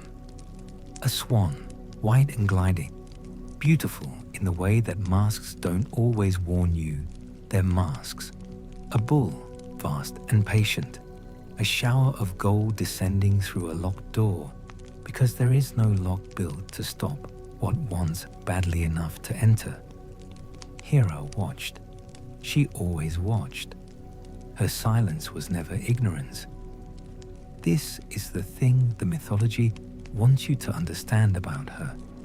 The thing that gets lost when she's reduced to a jealous wife. she was not deceived, not once. Her silence was patience turned to wrath, stored carefully, compounded with interest, waiting for the moment it would do the most good. Her vengeance was not like his thunderbolts, not explosive and finished and gone. Hers was slow, architectural, precise in the way that only something that has had a very long time to think about exactly how it should be done can be precise. She didn't strike Zeus. Striking Zeus was not available to her in any way that satisfied the full scope of what she required. So she struck what he loved. Io turned into a heifer and chased across the world by a gadfly that gave her no rest, no moment in which the body could forget it was being tormented. No relief, no pause, just the endless, biting pursuit across a world that had no corner far enough. Semele. And this one I keep returning to. This one stays with me in ways I can't entirely account for. At Semele, who loved Zeus and was loved by him in some genuine sense, or something adjacent to it. Hera came to her in disguise and planted a single doubt, a single suggestion, and Semele asked Zeus to reveal himself in his true divine form. He begged her not to ask. He knew what it would do. But he had sworn an oath, and Zeus, for all his hungers and his wandering, honored his oaths. He revealed himself, and she burned to ash by the sight of divine glory, by the simple fact of what he actually was, which no mortal body was built to hold. There's something almost. I start to reach for a modern parallel here, and then pull back, because the mythology doesn't need it. It carries its own weight. The thing you love destroying you by being what it is. That's enough. Leto, pregnant with twins, exiled and hunted, refused shelter by every land under the sun because Hera's reach extended everywhere the sun touched, wandering swollen and terrified across a world that closed its doors against her until she found the one place that would hold her, Alcmen, who bore Heracles, the greatest hero the world would ever produce, hounded by Hera's hatred before he had drawn his first breath, because his existence was the evidence of what Zeus had done, and Hera's punishments were always deliberate. She did not rage blindly. She orchestrated ruin with the precision of someone who has had eternity to think about how it should be done. Here's the thing I find myself unable to resolve, returning to it late and tired and without a clean answer. Hera is not wrong. That's not the same as saying she's right. She's not right either, not in what she does to Io, to Semele, to Leto, to a child not yet born who had done nothing. But she is not wrong about the wound. She is not wrong about what was done to her, about what keeps being done, about the cold fact of sitting on a throne beside someone who will not stop reaching for other lives while she watches. The mythology gives her nowhere to put that. No recourse, no justice, only the patience that turns to wrath, and the wrath that turns to architecture, and the architecture aimed always sideways at the ones who couldn't defend themselves from it. She is the most human of the gods, maybe, or the most human in the specific way that pain with no outlet becomes. I don't know. I'm writing late, and I don't have a clean ending for Hera, because I don't think there is one. She sits on her throne. She watches. She waits with absolute certainty that the next one is coming, and the one after that, and she is always right. The columns gleam in the perpetual dawn, the silver fires burn, and Hera watches from beside the throne that was always half hers and never fully hers and remains still exactly that. There was one time. It's told quietly, this one. The version that passes between people who aren't sure they should be repeating it. Hera had reached the end of something. Not patience. She had more patience than any other living thing, but the specific endurance required to absorb humiliation in a golden hall, while the other gods offered sympathy with their eyes. An Aphrodite's smile carried its warm, particular mockery. She reached the end of that. She moved. It gathered the others. Poseidon, with his trident, held in something that looked like solidarity. Athena, with her cold logic. Apollo, with his sun-drenched pride, intact even in conspiracy. They came to Zeus while he slept and wrapped him in chains that Hephaestus had made, chains that knew how to hold what they'd been made to hold. They bound him in his own bedchamber in silence, believing that taking his freedom might force the redistribution of his power. It didn't work. Thetis, silver-footed, summoned Briareos up from the deep, the 100-handed one who had once broken the chains of the imprisoned and now broke these with the ease of something that has always been too strong to require effort. Zeus woke. In his fury, he seized Hera, hung her from the sky by golden chains, her arms stretched wide, her feet weighted by anvils, and left her there, displayed her, made her spectacle. She wept, not for mercy, which she would not ask for, but because he had made her into something to be looked at, which was the one thing she could not forgive in any register that words had access to. In time, he released her. No apology, no reconciliation. Only the unspoken understanding between sovereigns who know that their rule depends on standing side by side, regardless of what each of them knows about the other. Hera returned to her throne with the composure of someone who has decided composure is the finest and most enduring form of resistance available. She would not forgive. She would not forget. But she would wear her crown and rule with grace and terror. And Olympus was not merely his. It was hers, shaped by her silence, maintained by her watchfulness, defined in equal measure by what she permitted and what she did not. Their house was a battlefield and a court, grudges that outlasted wars, alliances that outlasted the wars that broke them. The royal family of Olympus was not different in kind from the dynasties of mortal kings, proud and fractured and bound by blood and burden and the specific damage that only people who cannot leave each other can do. At the heart of it, Zeus and Hera, eternal and embattled. Not a love story, a reign, not a union, a shared throne occupied by two gods too proud to yield and too wise to fully surrender.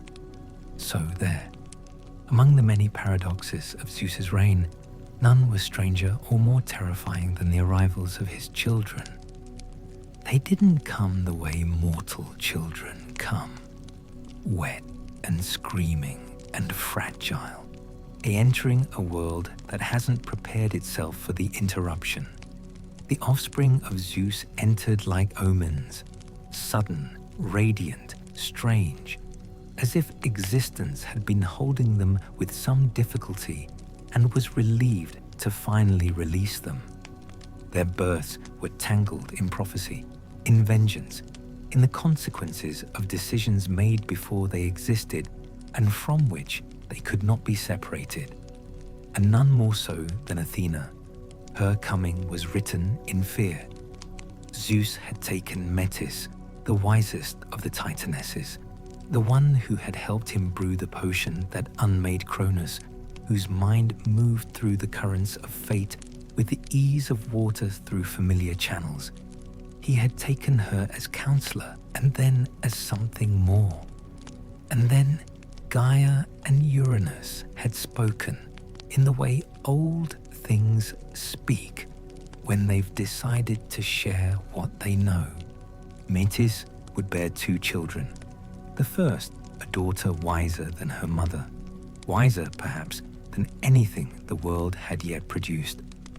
The second, a son mightier than his father, capable of doing exactly what had already been done twice, the wheel turning again, the throne taken by the one with the courage to reach for it. Zeus felt this settle into his chest the way prophetic truths settle, not with drama, not with the weight of revelation, but with the cold, flat certainty of something that has always been true and is only now allowing itself to be acknowledged. He could not let it happen. He summoned Metis with gentle words, drew her close, and swallowed her whole. I need to pause here because he had been swallowed. He had been the one inside the dark, inside the body of the father who feared what he might become. He had freed his siblings from exactly this. He had built his rule on the premise that the old cruelty was over, that law had replaced the logic of consumption.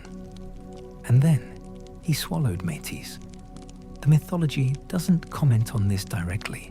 It just moves forward, the way myths do, carrying the contradiction without resolving it, letting it sit in the narrative like a stone in still water. The ripples are there if you look. But the stone just sits, Metis inside him, her wisdom, her counsel, her mind that moved through fate like water. All of it now inside the king of the gods, which meant her wisdom became his, which meant the thing he feared he absorbed and called it governance. And the daughter, the first child, the one already begun inside Metis before he swallowed her, continued, growing, inside Zeus now, inside the king of the sky, the child of the wisest Titaness, growing toward her own arrival with the patience of something that has nowhere to be but here. The headache, when it came, was total, catastrophic, the kind of pain that makes the word pain seem insufficient. Zeus roared. The sky shook. The other gods gathered uncertain at the edges of it, unsure what was happening or how to help. Hephaestus came with his hammer, or Prometheus, the versions disagree. And I find I don't entirely mind the disagreement, and split the skull of Zeus open at his command. And Athena emerged, fully formed, fully armed, already wearing her armor, already holding her spear, already bearing the aegis. She burst forth from the head of Zeus with a war cry that rang from earth to the outer dark and back, and the gods stepped back from the force of it. And the sun, Helios driving his chariot across the sky, stopped. Actually stopped, briefly, arrested by the arrival of something so fully itself that even light paused to acknowledge it. Goddess of wisdom, of war, not the brutal grinding war of Ares, not blood for blood's sake, but strategic war, purposeful war, the cold, clear thinking that separates victory from chaos. Goddess of craft and cities and the olive tree and the particular intelligence that builds things meant to last.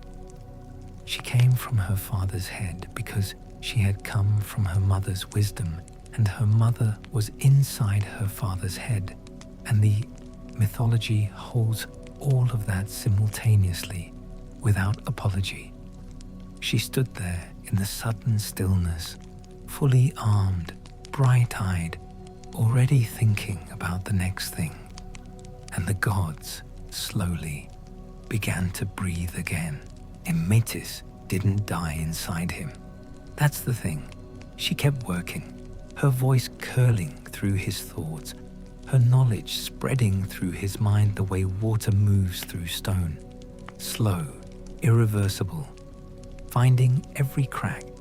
She nested inside the king of the gods and kept thinking, kept weaving, kept doing the thing she had always done, which was understand the currents of fate better than anyone else in the cosmos.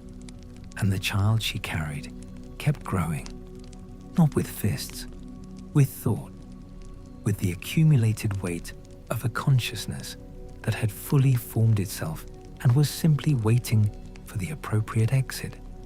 Zeus began to suffer, stiffness in the temples first, then pressure, then a pounding that shook his vision that no divine remedy could touch, that no incantation reached. He called for Hephaestus, the smith, or the god of flame and craft, the maker of things requiring both force and precision. And Hephaestus came with a bronze axe forged in the earth's depths, its edge cold and certain. He lifted it at Zeus's command and brought it down on the king's forehead with a single decisive stroke. From the crack, not in blood, not in the mess of physical opening, but in a burst of light and purpose and the specific energy of a mind that had been waiting, emerged Athena, fully grown, fully armed, gold and gleaming bronze, shield polished to mirror brightness, spear already extended, eyes already carrying that quality of attention that sees everything, judges most of it correctly, and withholds judgment on the rest only until the evidence is in. She didn't cry out the way newborns do. She shouted a war cry so pure and strong that the heavens trembled and Olympus shook to its foundations, and the gods drew back from the force of it, and Helios stopped his chariot in the sky, actually stopped briefly, because something had arrived that even light felt obliged to acknowledge. She was not a child. She was a force, complete, if from the first instant. Zeus gave her the aegis, trusted her counsel before all others. She was wisdom and strategy, and unlike her father, she did not bend to impulse or the particular kind of rashness that looks like decisiveness when it's standing in the room with you. She was war, but not fury, justice, but not mercy, the olive tree and the spear, the owl. When she moved, the world paid attention in the way it pays attention to things that might be about to make a decision affecting everything else.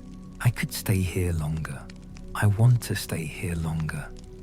There's something about Athena that the mythology captures, and then the later tradition keeps trying to simplify, keeps trying to make into a symbol rather than a presence. But I'm moving on, because there are others. Hephaestus, god of fire and forge, lame from birth, his body carrying in its very shape the record of something that went wrong before he had any opportunity to influence it. The stories disagree about the details. Some say Hera bore him alone. In her fury, her answer to Zeus producing Athena without her. Some say he was born of both of them and fell because of a quarrel in which he was weaponized. Both might be true. The worst things often carry multiple causes, several of them operating simultaneously, none of them sufficient alone. What the stories agree on, he fell, tumbled from Olympus, spun through the void for an entire day and a night. And I keep trying to imagine the length of that, a god falling through the void for a full day, and the image won't resolve into something manageable before the sea received him. Thetis and Eurynome pulled him from the water, hid him in a sea cave where the water was warm and the sound of the ocean made everything seem less alone. 2 sea goddesses who simply helped because he needed it. The mythology doesn't make much of them here, and I think that's a shame. He grew in the cave, and here is the part that matters, the part I find myself most reluctant to rush past. He did not grow in bitterness. You would expect bitterness. Cast from Olympus, hidden in the sea, his body marked by what had been done to him before he could speak or defend himself. But he grew in brilliance. He built things that had never been built. Golden women that could walk and speak, mechanical servants of impossible precision, jewelry of such beauty that even Aphrodite, born beautiful, beauty as her fundamental nature, paused when she wore it.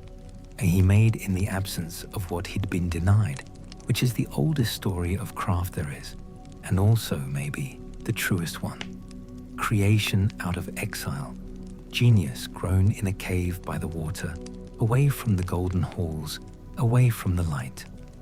When the time came, he sent Hera a gift, a throne, more splendid than anything in Olympus, its surface etched with vines and beasts and small impossible perfections, the work of a god who had spent years with nothing to do but think and make.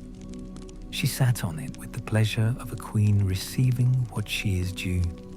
The throne closed, hidden mechanisms nested inside the beauty engaged. She could not rise, could not move. The trap built so carefully into the gift that even looking at it, you would not have seen it coming, which was exactly the point. The whole of Olympus came to beg him for her release. Ares threatened, because that's what Ares does, and it moved nothing. Apollo reasoned, which was more sophisticated, and moved equally nothing. None of it reached him. He had known the cold embrace of exile.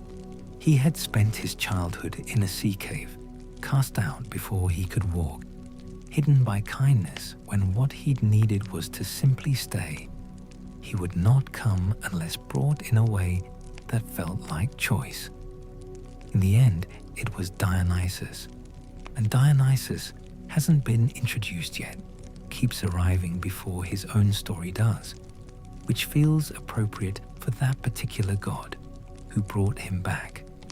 Wine and warmth and the specific loosening of something held too long, too tightly, and Hephaestus returned to Olympus riding a mule, drunk and happy, which is the most undignified and most human entrance any god makes in the entire mythology, and I love it without reservation. He released Hera. He took his place at the forge on Olympus. His anvils rang, his fires burned. He made for the gods their weapons and their thrones and their impossible, beautiful things. And he walked with his lame gait through the golden halls. And the halls were his, earned in a way that born to it never quite is. What he felt about his mother, about the fall, about the childhood in the cave. The mythology doesn't say. His hands kept making, the fires kept burning. That's its own kind of answer. Dionysus brought him back, not through force or argument, through wine and company, and the patient, wordless gift of being treated as someone whose presence was wanted. Hephaestus drank and laughed and returned to Olympus on a mule crowned in ivy, his hammer across his back, his expression carrying the particular dignity of someone drunk enough to forgive something without having to say so out loud. He freed Hera, took his place among the Immortals. And though the bitterness remained, the quiet kind, the kind that lives in the body of someone sent away before they had done anything to deserve it, he kept building, palaces, the Aegis, armor that would make Achilles nearly untouchable, thrones that moved of their own accord, doors that opened only for those they recognized, his hands, scarred and strong and absolutely certain, were more divine than any voice on Olympus. And yet he remained apart. He alone in the specific way the most skilled people are sometimes alone, surrounded by the work of their genius, which everyone wants, in the company of beings who forget him the moment they've gotten what they came for. His marriage to Aphrodite was not love. Someone looked at the ledger columns of cosmic arrangement and thought the pairing made sense. Aphrodite thought otherwise. She turned to Ares, war and love, blood and beauty, the two things that have always found each other in the moments when the world is most itself. They lay together, and Helios, who sees everything and keeps nothing secret, told Hephaestus what he'd seen. He responded not with fury, with craft. He wove a net so fine it was invisible, strong enough to hold what had to be held, and cast it over the lovers in the act of their betrayal. And then he summoned the gods to witness. They came, they looked, they laughed, because the gods are cruel and capricious, and because laughter is the way the powerful have always dealt with being made uncomfortable by someone else's pain. Hephaestus didn't laugh. He stood there and remembered. He released them when payment was offered, because even vengeance needs an ending somewhere. Then he went back to his forge and hammered his sorrow into things of extraordinary beauty, which is perhaps the most efficient use of sorrow there has ever been. I keep coming back to Hephaestus.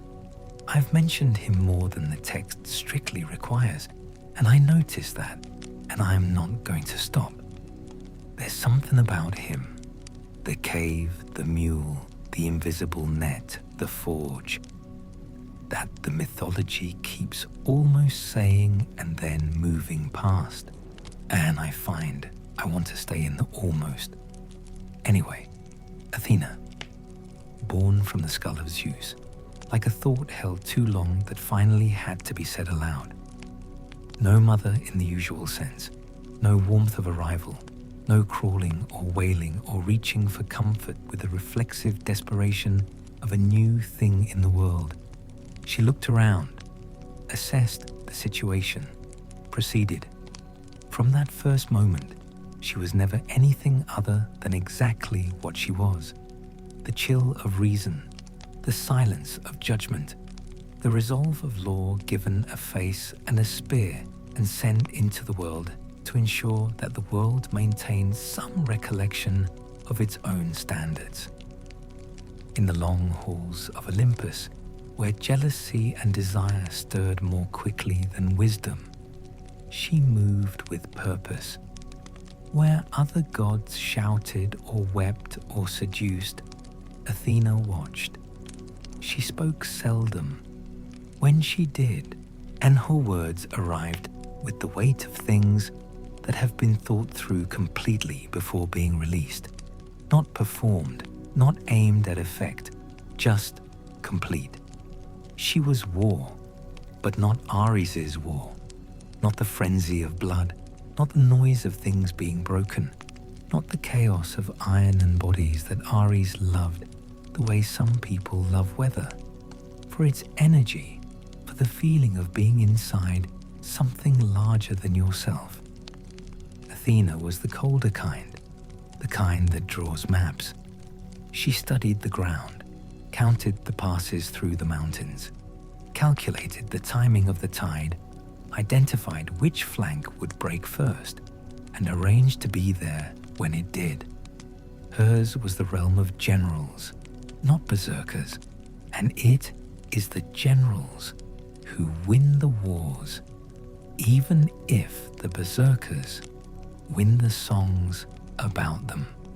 When men prayed to her before battle, they did not pray for rage, they prayed for clarity, for the discipline to hold the line, for the wisdom to know when the moment had arrived, for the specific kind of courage that belongs to people who are afraid and go forward anyway because they have thought carefully about the cost of going backward. She answered those who showed discipline. She did not favor cowards. She did not indulge recklessness. When she walked the battlefield herself, and there were times she did, moving through the press of bodies the way thought moves through chaos, choosing, discarding, directing, her feet didn't sink. She moved without touching blood. Her shield, when she turned it, routed armies. She was her father's favorite, and also his conscience, and also the thing inside him that was actually Métis, still working, still weaving, still thinking through the currents of fate with the ease of water through familiar channels. All of that contained in armor, standing in the halls of Olympus with her owl on her shoulder and her spear in her hand, watching everything and saying what needed to be said and nothing else. The world paid attention when Athena moved through it. The world was right to. Her patronage extended far beyond war into everything that required the mind to impose order on what the hands had built. Cities, not in name only, in the fullness of what a city actually requires to survive itself. She brought order to wandering tribes.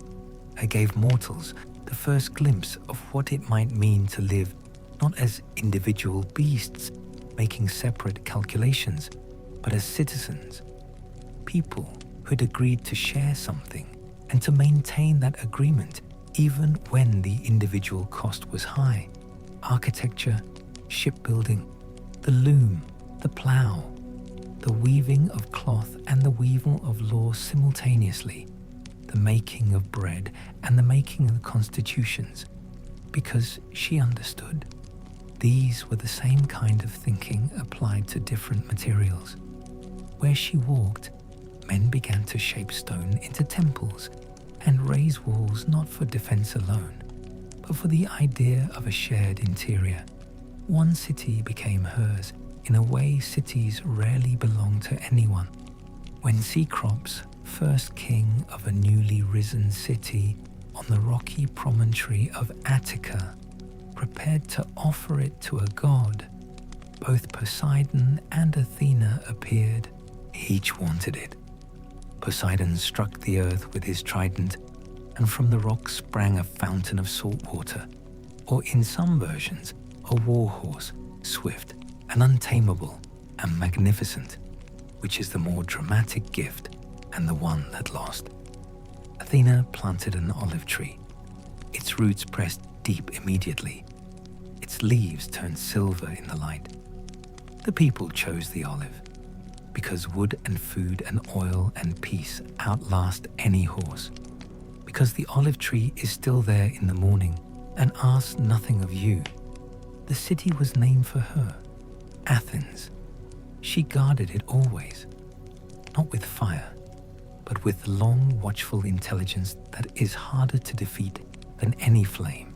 But pride in the divine is always a door through which tragedy eventually enters. And Athena was not without pride. There was a girl named Arachne, Lydian, an immortal weaver with hands that could produce work of such delicacy that people traveled distances simply to watch her and would leave feeling they'd seen something that had no business existing in the material world. When her neighbors whispered that perhaps Athena had taught her, Arachne laughed. Her skill was her own, she said, earned by her own hours, her own failing, her own returning to the loom with new understanding each time. Athena heard this. She came down disguised as an old woman, tired eyes back curved forward. and warned Arachne gently to humble herself. Arachne refused. She challenged the goddess directly. Athena dropped the disguise. They both wove. Athena wove the glory of Olympus, the power of the gods, the justice of the divine order, the beautiful and terrible consequences of defying what is larger than you. Her tapestry was perfect. Arachne wove the sins of the gods, Zeus in his transformations and his violations and his disguises, the swan, the bull, the shower of gold, Poseidon in his cruelty, every divine action that mortal hands had suffered for. Her tapestry was also perfect. This is the part that stays with me. Both tapestries were perfect, and it was the truth in Arachne's work that stung deepest. The unasked for mirror held up to divine behavior for divine inspection, not slander, not exaggeration, just accurate, just the gods as mortals had experienced them, rendered in thread by hands that had never been taught by anyone but themselves. Athena struck the loom, tore the threads. Arachne, broken with shame and something larger than shame, tried to take her own life, and Athena stopped her and transformed her into a spider. Cursed to weave forever, skill preserved, form changed into something the world could more comfortably accommodate. This was not mercy. It was the judgment of a god who had been told the truth and could not allow the teller to escape entirely, which is its own kind of thing to sit with, late in the dark, in the company of a story about wisdom. Athena remained forever virgin, not from chastity in the simple sense, but from control, from the decision that no part of her would belong to anyone else, no threshold another being could claim as theirs. Even Hephaestus, in a moment of madness, failed, his seed falling on the earth instead, and from the earth Erichthonius was born, a serpent-limbed king of Athens, whom Athena took and raised in secret, which is perhaps the closest she came to tenderness, and also the most she would allow herself. She had no children of her own, not because she could not, because she had decided wisdom is enough of a legacy, and wisdom, unlike children, does not need a mother. She guided Perseus to the Gorgon, lending him her shield of mirrors, the monster only survivable by its reflection, by the mediated version of it, which is the kind of solution Athena preferred. She steered Odysseus homeward when the sea wanted to keep him. She stood beside Heracles and gave him the clarity to bear his labors without losing the thread of himself in the darkness of them. She was never warm. She was never cruel. She was something deeper and harder to name. The cold, bright thing that holds its shape when everything around it is softening. The standard that does not adjust itself to conditions. The mind that sees clearly and will not pretend otherwise.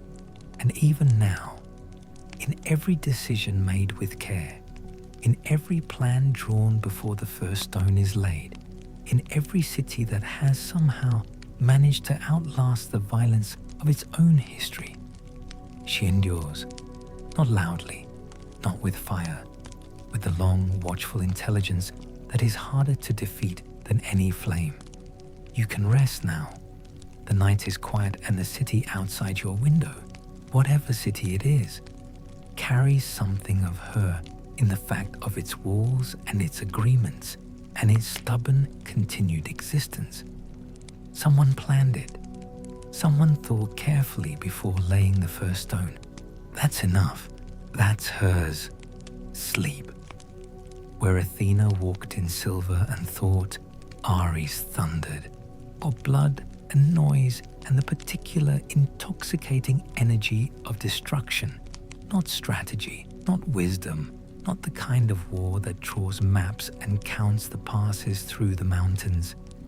The other kind, the part the generals write out of their memoirs, because it sits too close to the truth of what war actually is underneath the speeches.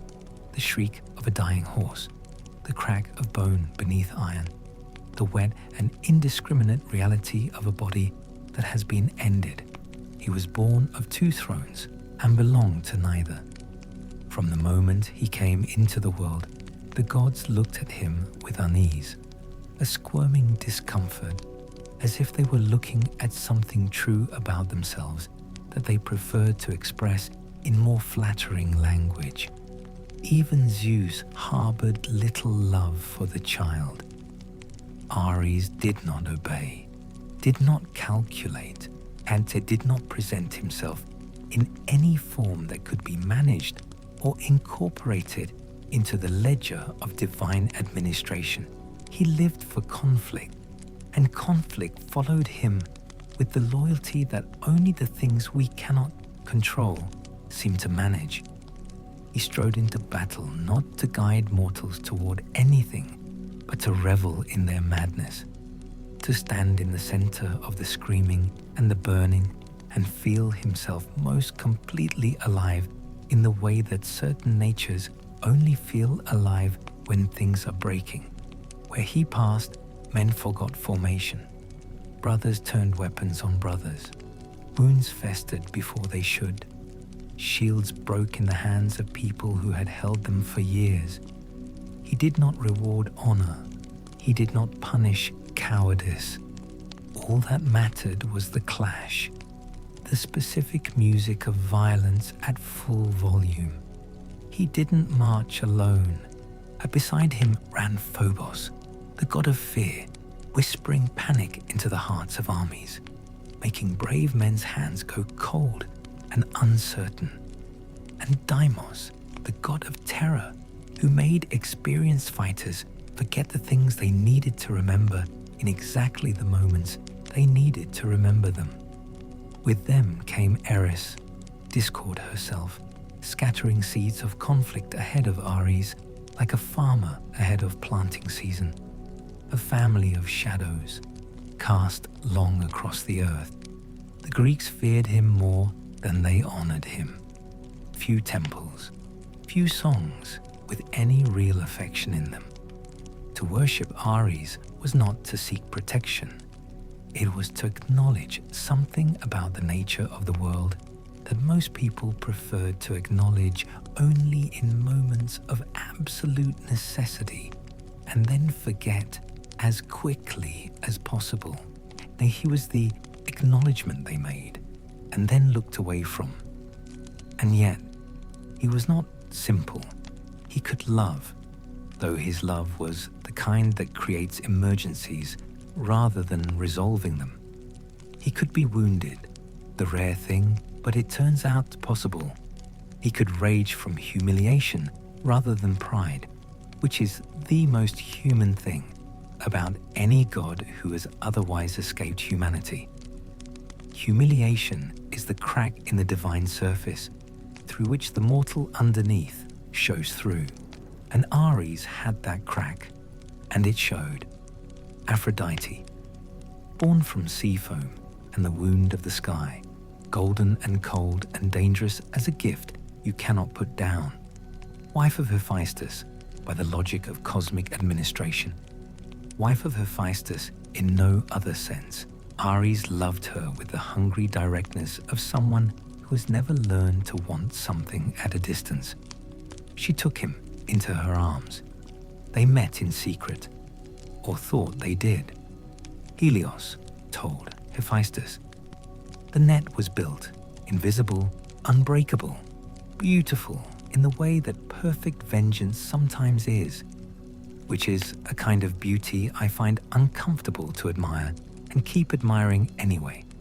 The lovers were caught, bound, exposed before all of Olympus. The gods laughed. Ares learned what it felt like to be the thing being watched, the god who had always been the chaos in the room, the unmanageable force the one who made others uncomfortable. He learned discomfort from the inside, which is a different education entirely. Poseidon offered the fine.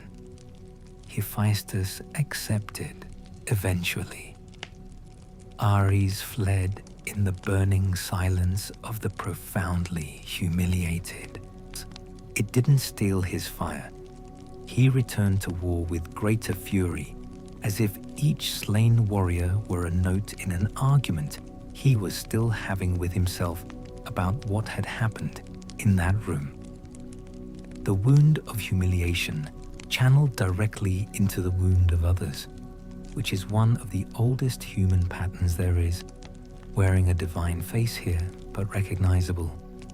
In the Trojan War, he took the Trojan side, drawn by blood, by instinct, by some pull toward the thing that had already decided to end badly. And Diomedes, a Greek hero favored by Athena, met him on the field. Athena guided the mortal spear. It found the divine body. Ares screamed, a sound that split the air and shook the battlefield, and fled to Olympus, clutching the wound the way that even gods clutch wounds, because pain is pain, regardless of what you are. He complained to Zeus. Zeus called him the most hateful of all his children, offered no comfort. But war doesn't end because one of its gods is temporarily absent. The field kept going, the dying kept dying, the shields kept breaking in the hands of people who had known how to hold them for years. Ares endured, as war endures, as the thing that never quite finishes. He is still out there, in the mythology, and in the world that the mythology was trying to describe. Still thundering, still bleeding, still loving badly, still running from the rooms where he has been exposed and returning to the field with greater fury for having run. The cycle of him has no resolution because the thing he represents has no resolution, only intervals, only the spaces between where people rebuild and rest and try to forget until they can't anymore. That's where we are right now, you and I, in an interval, in the quiet between. The night is soft and nothing is breaking, and you can breathe all the way down. Let it be quiet. Let it be soft. You can sleep now. Twins, born not in the high halls of marble and cloud, but on Delos, a floating island, unclaimed, unanchored, belonging to no territory Hera's decree had reached. The sea winds moving through groves of laurel, the ground carrying in it the particular trembling of a place that knows it is important. Their mother was Leto, daughter of Titans, once a companion of Zeus in the earliest days of his power, now carrying two divine lives and being turned away by every shore in the world because Hera's hatred traveled faster than a pregnant woman could walk. The decree was absolute. No land under the light of the sun would shelter her. Every island pulled its shores back.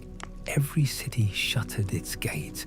Every river ran shallow and cold when she knelt to drink. She wandered swollen with life and hunted in the way the defenseless are always hunted by those with enough power to make the world itself into the weapon. Even the beasts turned from her path. She was alone in the way you can only be alone when everything living has been instructed to refuse you.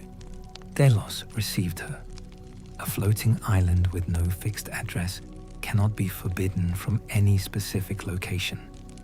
This is the kind of loophole that the mythology finds quietly satisfying, and so do I. Beneath a sky that had remembered how to be kind, Leto gave birth. First came Artemis, silent, silver-eyed, and arriving into the world with a stillness that would define her forever.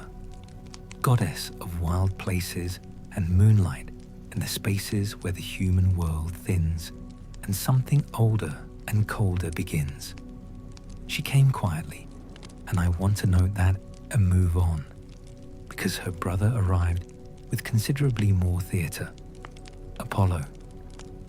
With his arrival, the sun shone with a brightness it had been holding back. The waves calmed.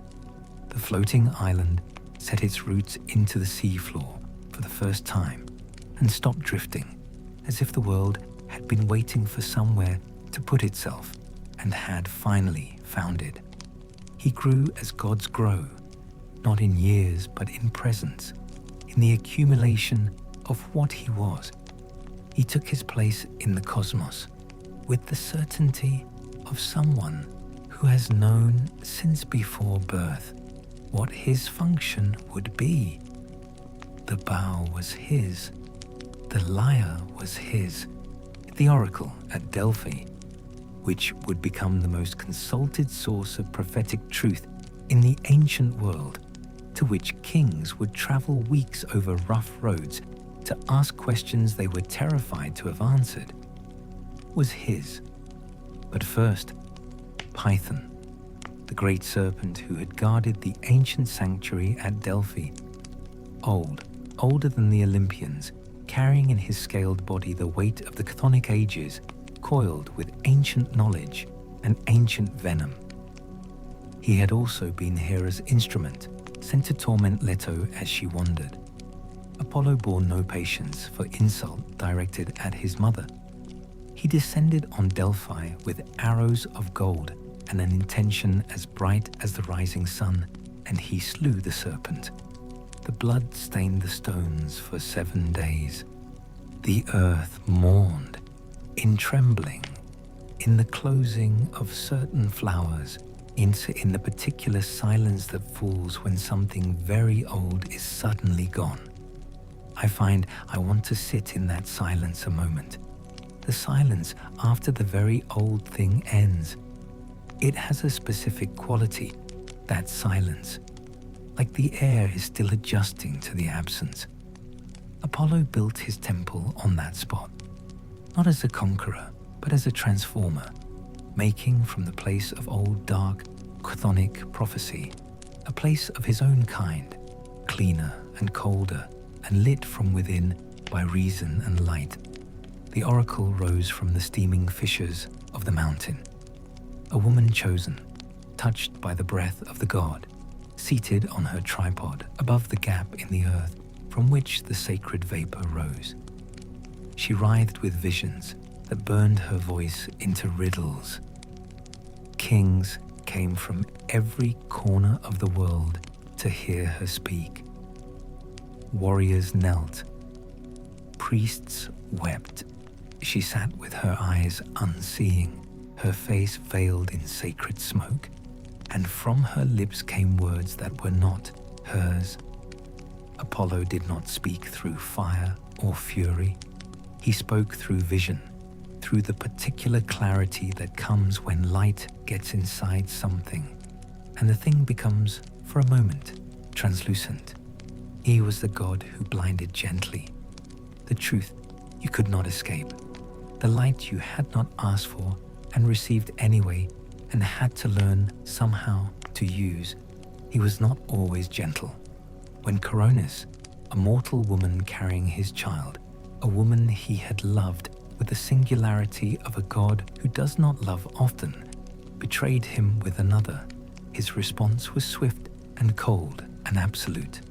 He sent Artemis to do what needed doing, because his own hands felt too full of what he had felt for her to be the instrument of what had to happen to her. And the arrow was silent. The death was clean. But before her body was consumed by flame, Apollo reached into the fire and tore the child from her womb and saved what could be saved, which is, I keep writing around this image and finding it won't be written around. The child pulled from the burning body of the mother, saved by the same god whose grief had ended her. That child was Asclepius, god of healing eventually, who would learn the craft from Chiron the centaur, who was himself the kindest thing in the mythology and deserves more than a passing mention, but will have to wait. Asclepius learned to heal, and then learned to heal further, and then learned to go further still, past the edge of what healing was supposed to reach, until he could raise the dead.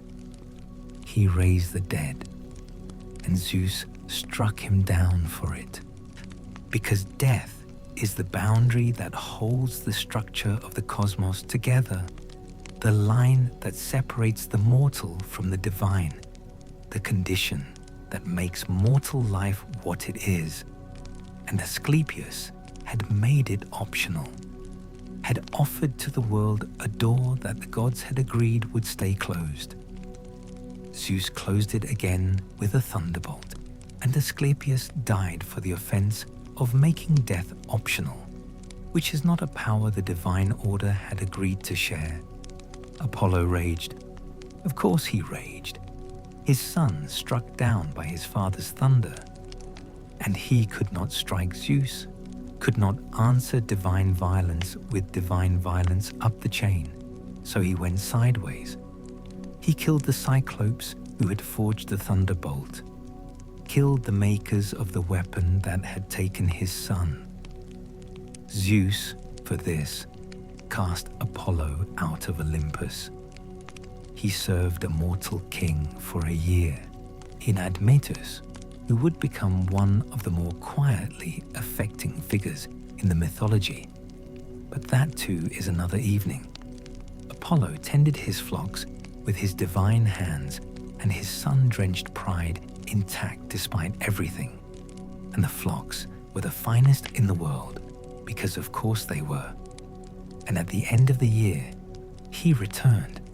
He returned, as gods do, to the halls and the light and the oracle on the mountain, to the lyre and the bow and the arrows of gold, to the particular brightness that was specifically his and that the world kept needing. The sun rose every morning. It still does. That's Apollo in some sense. Not the sun itself, that's Helios, but the quality of it, the light that arrives without asking, the brightness that makes everything visible, whether you wanted it visible or not. In the truth, you receive whether you asked for it or not, and you learn to use it or you don't. And either way, the light keeps coming. Sleep now. The night is his sister's, silver still, the cold quiet of wild places where the human world thins. Artemis holds this hour. She asked for it specifically as her gift, as her domain, and Zeus gave it to her. She guards it. She is guarding it now. You're safe in it. Rest. Apollo loved tragically. This is the thing about him that the mythology keeps returning to, that keeps appearing between the bow and the lyre and the oracle and the golden arrows.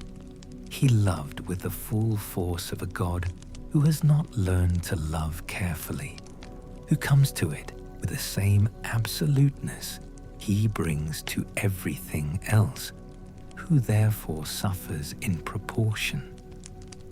Daphne, a nymph, fleeing from him, genuinely fleeing, running with everything she had, calling on her father, the river god, to save her from what was pursuing her. Her father answered. He answered by transforming her, her skin hardening to bark, even as Apollo's hand reached for her shoulder. He stood there with his hand outstretched, and what it touched was already bark. He wore her leaves as a crown afterward, laurel, the symbol of victory and achievement and the highest honors, all of it in origin, a grief disguised, an eternal reaching that never quite arrives. Every laurel crown in the ancient world every victor crowned at every game, wearing the shape of what Apollo lost and could not stop reaching for. I find I can't write past that quickly. I keep trying, and the image holds me. His hand on bark that had just been a shoulder. The particular stillness of that moment, the laurel growing over everything afterward. He gave music to Orpheus, whose playing would charm rocks and trees, whose voice would open the gates of the underworld itself and bring his wife back from the dead for exactly as long as he could manage not to look at her, which was not long enough. He guided the muses, inspired the verses that carried these stories forward through thousands of years of silence between the dying of one civilization and the reawakening of the next.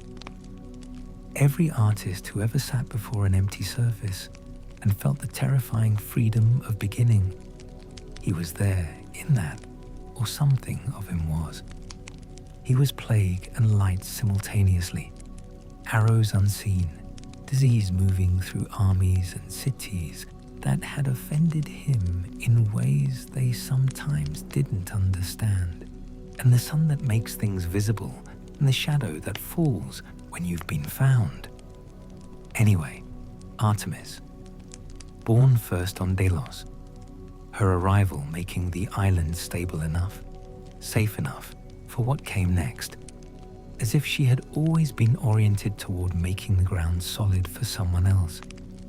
She was the mirror of her twin and the perfect counterpoint to every goddess who had come before or since.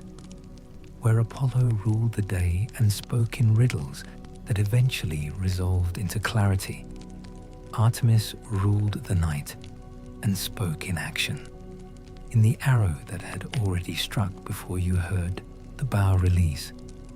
She asked Zeus, while still young enough that the request carried the uncomplicated directness of a child who hasn't yet learned to soften what she wants. She asked for a bow and arrows like her brothers, a retinue of nymphs to hunt beside her, the eternal vow of virginity, that she might never be yoked to a man or bound to a hearth. She asked for the mountains and the wild places, ungoverned and unspoiled by the particular kind of damage that civilization does to the things it decides to improve. Zeus granted all of it, immediately, without conditions, perhaps because he recognized in her a will that was going to take these things, regardless. She moved through forests clad in silver, quick, quiet, never quite where you expected her when you looked. Her bow always strung, her eyes sharper than the wolves running beside her. She moved the way very competent things move, without announcing themselves, without ceremony, with the absolute economy of someone who has decided the shortest distance between intention and outcome is the only acceptable route. In she did not tolerate certain things. Niobe was queen of Thebes. She had 14 children, 7 sons and 7 daughters, beautiful and royal and beloved. And she made the mistake of saying out loud that her children deserved more admiration than the children of Leto, who had produced only 2. The gods are not forgiving of the pride that forgets what it is standing next to. Apollo took the sons. Artemis took the daughters. One by one, swift and certain, arrows from a clear sky. The mythology doesn't linger on each one, and I find I don't want to either. There's a weight to it that accumulates and then becomes unbearable, and I think that's intentional. The accumulation, until the last of them was gone. Niobe fled and wept. She wept until the gods, weary of the sound of it, turned her into stone But even in stone, the tears didn't stop. They run down the cliff face still, which is what grief does when it has nowhere else to go. Artemis protected the young. Girls in the years before the world made its demands on them. Animals in the wild places before the hunters arrived. She was the avenger of anything made to suffer by something that believed its power exempted it from consequences.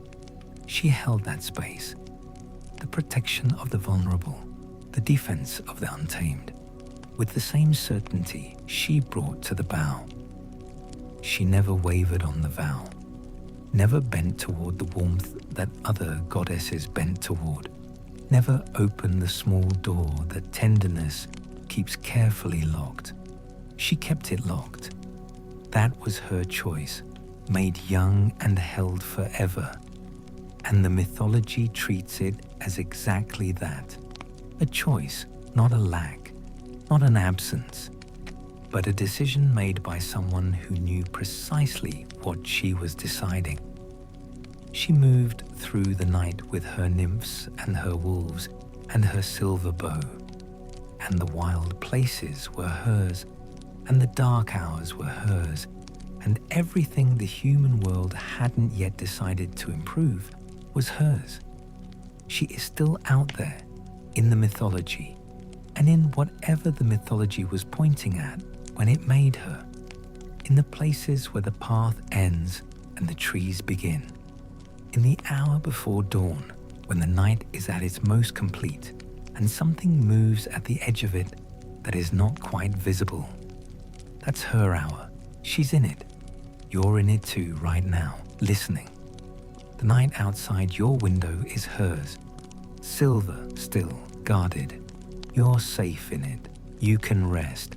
Actaeon was a hunter, brave, skilled, careless in the way that brave people sometimes become careless when they haven't yet met the thing that shows them what careless costs.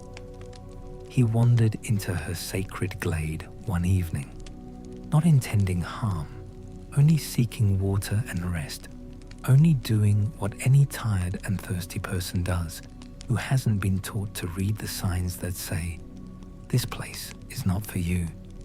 He saw the goddess bathing, her companions silent in the moment of impossible exposure. She saw him in the same instant. She didn't hesitate.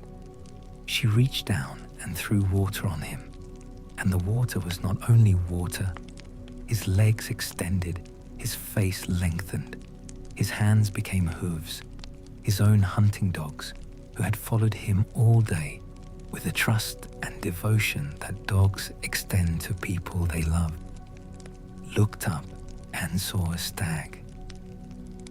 They did what they had been trained to do, and by the time his mind had finished understanding what had happened to his body, the hunt was over.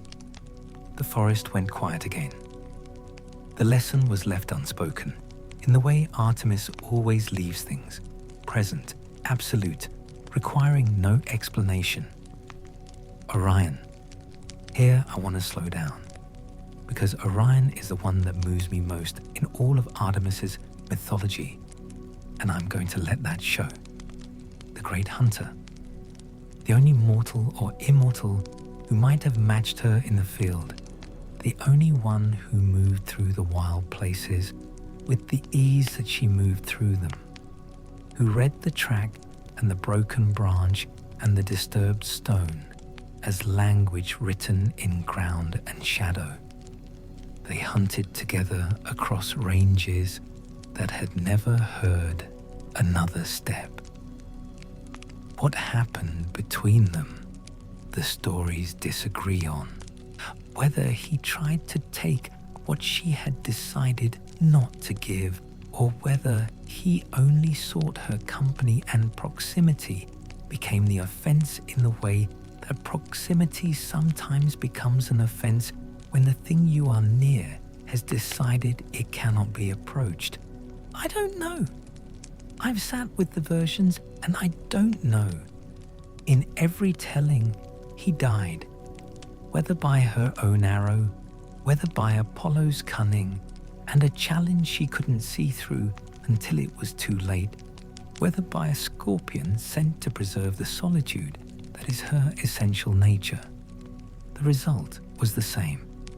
She placed him in the sky afterward, among the stars, where he crosses the winter heavens with his belt and his sword at his side. She did not weep. She watched him become a constellation and return to the forest. Now that detail, she watched him become a constellation and return to the forest, is the one I can't ride past cleanly. There's something in it that the mythology doesn't explain, and I don't think I should try. It just sits there. The hunter who matched her, placed in the sky by her hands, and then the forest again, and then the silver bow, and the dark hours and the wolves. She is still there, in every rustling grove, in the shape in the trees that never quite resolves into anything you can name before it moves again. Further in, let me collect the thread. Before the temples were raised, and before men measured the world with laws and lines, there was the wilderness.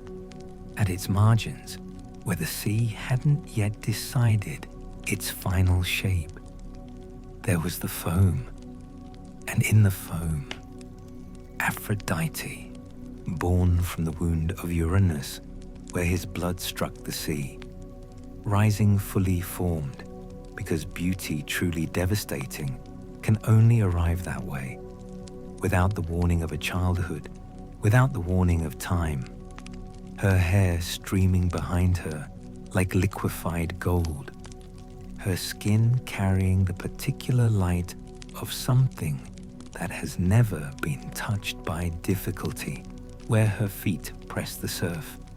Flowers bloomed from salt. She came ashore on Cyprus, or perhaps Cythera.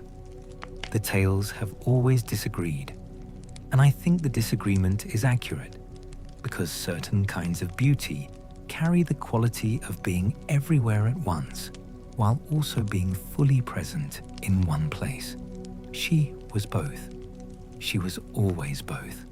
They named her Aphrodite, she who was born of the foam, and she walked not with thunder or fire or any of the dramatic announcements the other gods had favored, but with the unbearable specific ache of longing, which is a quieter force than any of those, and ultimately more thorough in what it accomplishes. She was older than the Olympians. She had arrived before any of them, from the first wound the world had ever seen, from the very first act of violence between parent and child. And she carried within her, in the beauty that no one who looked at her could entirely survive looking at, the full force of what she had come from. Which is maybe the thing the mythology is trying to say about beauty and where it actually comes from, and maybe I'm reaching, and maybe I'm not. Zeus gave her to Hephaestus, thinking to tame her with loyalty and the respectability of marriage to the most accomplished craftsman in the cosmos. Aphrodite was no wife to be given. Her beauty was not meant to be contained within the social architecture of a divine household. She wandered. Her power was not in armies or weather or any defined territory.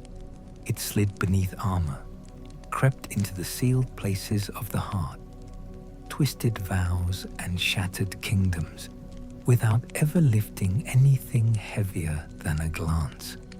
No fortress kept her out, yet no oath kept her in. Her magic girdle, the cestus, granted irresistible allure to whoever wore it. Even Hera borrowed it once for her own schemes, which says everything about the true hierarchy of divine powers that none of the official records quite manages to articulate. The Queen of Heaven borrowing the girdle of the goddess of love, because some things exceed the authority of thrones.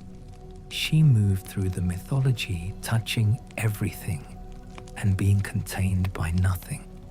Every war with a beautiful woman at its center, every oath broken for desire, every kingdom that discovered too late that it had let something in that had no intention of leaving. That's Aphrodite, born from blood and salt and the first wound, carrying ruin in both hands, lightly, the way you carry something you've always owned, still carrying it, still laughing. The night is deep now, and you have been in it for a while, and that's all right. The stories are long because the world they're describing is long, and there's more to come. Hermes and Dionysus and the heroes and the long winding road down to mortal men, learning what the gods had given them and what they'd taken and what it all cost in the end. But not tonight.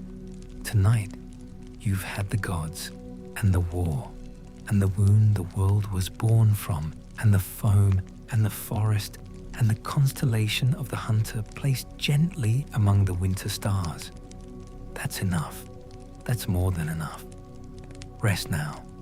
The night is Artemis's, and the dawn will be Apollo's, and in between is yours. This quiet hour, this soft dark, this space where the weight of the world has been somewhere else for a little while. Sleep well. When mortals dared compare their beauty to hers, they suffered. When Hippolytus scorned love itself, preferring chastity and the hunt, the cold devotion to Artemis over the messy, ungovernable reality of desire, Aphrodite set his stepmother Phaedra's heart aflame with a passion that destroyed everyone in the house. Phaedra loved what she could not have. Hippolytus refused what he could not understand. The mechanism of Aphrodite's justice ran its course without her having to touch any of them directly. That's the thing about her power that the mythology keeps demonstrating without stating. She doesn't need to be present. She sets the thing in motion, and the thing runs. She smiles and steps back and watches the architecture of desire do what desire does when it has nowhere to go. Her most enduring work was the war. 3 goddesses and a golden apple inscribed to the fairest, thrown into a wedding feast by Eris. Discord, Ares' companion, the one who scatters seeds of conflict ahead of every catastrophe. The apple landed among Hera, Athena, and Aphrodite, and the question it asked was the kind that cannot be asked without causing damage regardless of how it's answered. Paris of Troy was chosen as judge, a young man standing at the intersection of the 3 greatest forces the cosmos had organized. Hera offered power, Athena offered wisdom and victory in war, Aphrodite offered love. Paris chose love, because love is always chosen by those honest enough to admit what they actually want. Aphrodite gave him Helen, most beautiful of mortal women, wife of Menelaus of Sparta. Helen left with Paris. The ships were launched, and 10 years of fire followed. Achilles and Hector fell. Priam wept over his sons in the dark. Troy burned in a light that could be seen from the sea. And all of it, the decade of dying, the ships, the grief, the city reduced to smoke and rubble, all of it began because Aphrodite smiled at a young man who had not yet learned what smiles like that cost. She didn't weep for Troy. The mythology doesn't give her that. She moved on to the next thing, carrying ruin in both hands, lightly, the way you carry something you've always owned. Hephaestus. I keep coming back. I know I keep coming back. I'll try to say the thing I've been circling. He was born into rejection the way some people are born into poverty. not through any fault of their own, but through the accident of what they looked like at the moment of arrival. He fell from Olympus. The sea received him. In the warmth of hidden water, he grew brilliant, his arms strong, his mind precise in the way that minds grow precise when they've been given nothing to do but think and create and think again. He built things no one had asked him to build, for an audience of no one, in materials of his own choosing. He learned everything he needed to know with no one to tell him he was doing it wrong. Then he sent the throne, and when Hera sat in it and it closed, the whole of Olympus discovered that the one they had forgotten was the one they could not do without. Every weapon, every palace, every impossible beautiful thing. His hands had made all of it, and his hands were the only ones that could fix what his hands had made. Only Dionysus reached him, not with argument or authority or divine logic. Is with wine and company, the wordless generosity of simply wanting to spend time with someone in a way that has no agenda. Hephaestus returned, freed Hera, took his place, built what needed building, and the gods could not do without him, even as they forgot him in the songs they preferred to sing, which is, that's the thing I've been trying to name. The specific loneliness of being essential and invisible simultaneously, of being the one everyone needs and no one remembers. He went back to the forge, always, and made something beautiful, because that was what he did with what he could not fix. That's all. That's the whole of it. I don't have anything to add. On the day Hermes was born, the wind shifted. The small shift. The kind that happens when something new is coming that hasn't announced itself and doesn't intend to. Maia, one of the Pleiades, had dwelled in a cave on Mount Silin, wrapped in solitude and the particular peace of someone who has decided that distance from powerful things is its own kind of safety.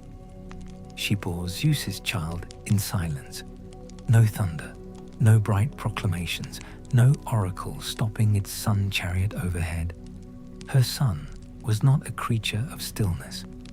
He came into the world with his eyes already open and his attention already elsewhere, already cataloguing the possibilities of the space he'd arrived in. Before the first dusk of his life had fully fallen, before the day of his birth had even ended, Hermes had slipped from his cradle and walked out into the world as if the cave had been a temporary arrangement rather than a home. He reached Thessaly that same evening. Apollo's sacred cattle grazed in the golden light of late afternoon, and Hermes looked at them with the particular kind of interest that belongs to beings who have decided that ownership is mostly a matter of who is holding a thing at any given moment. He stole them.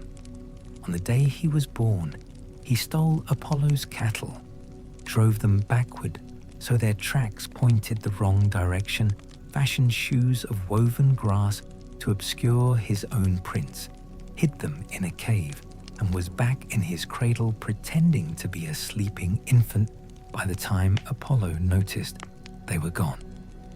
On the way home, he had also, incidentally, invented the lyre, killed a tortoise, stretched strings across its shell, and made music that had not existed before that afternoon.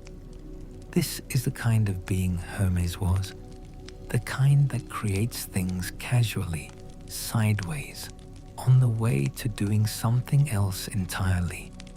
Apollo found him and stood over the cradle of this day-old god who had stolen his cattle. And Hermes looked up with the expression of someone who has prepared several versions of this conversation and is choosing between them in real time. He denied everything. Apollo was not deceived. They went to Zeus. Zeus, who had watched this unfold from Olympus with something that looked very much like delighted recognition, ruled that Hermes had to return the cattle. Hermes played the lyre while they walked back to Thessaly. Apollo heard it and stopped walking. He had never heard anything like it. He wanted it more than he wanted to be angry. They made a trade, the lyre for the cattle. Apollo walked away with the instrument that would define him, and Hermes walked away with the cattle. And also, somehow, having turned the whole situation to his advantage, while being the one who was caught and brought before Zeus. That's Hermes. That's the whole shape of him in one story. Zeus gave him the winged sandals, the caduceus, the staff with two serpents winding around it, which you've seen on every ambulance and every medical symbol since, which is its own kind of strange endurance. The petasus, the traveling hat. He made him herald of the gods, messenger, the one who moves between all realms because he belongs completely to none. Hermes crossed every border.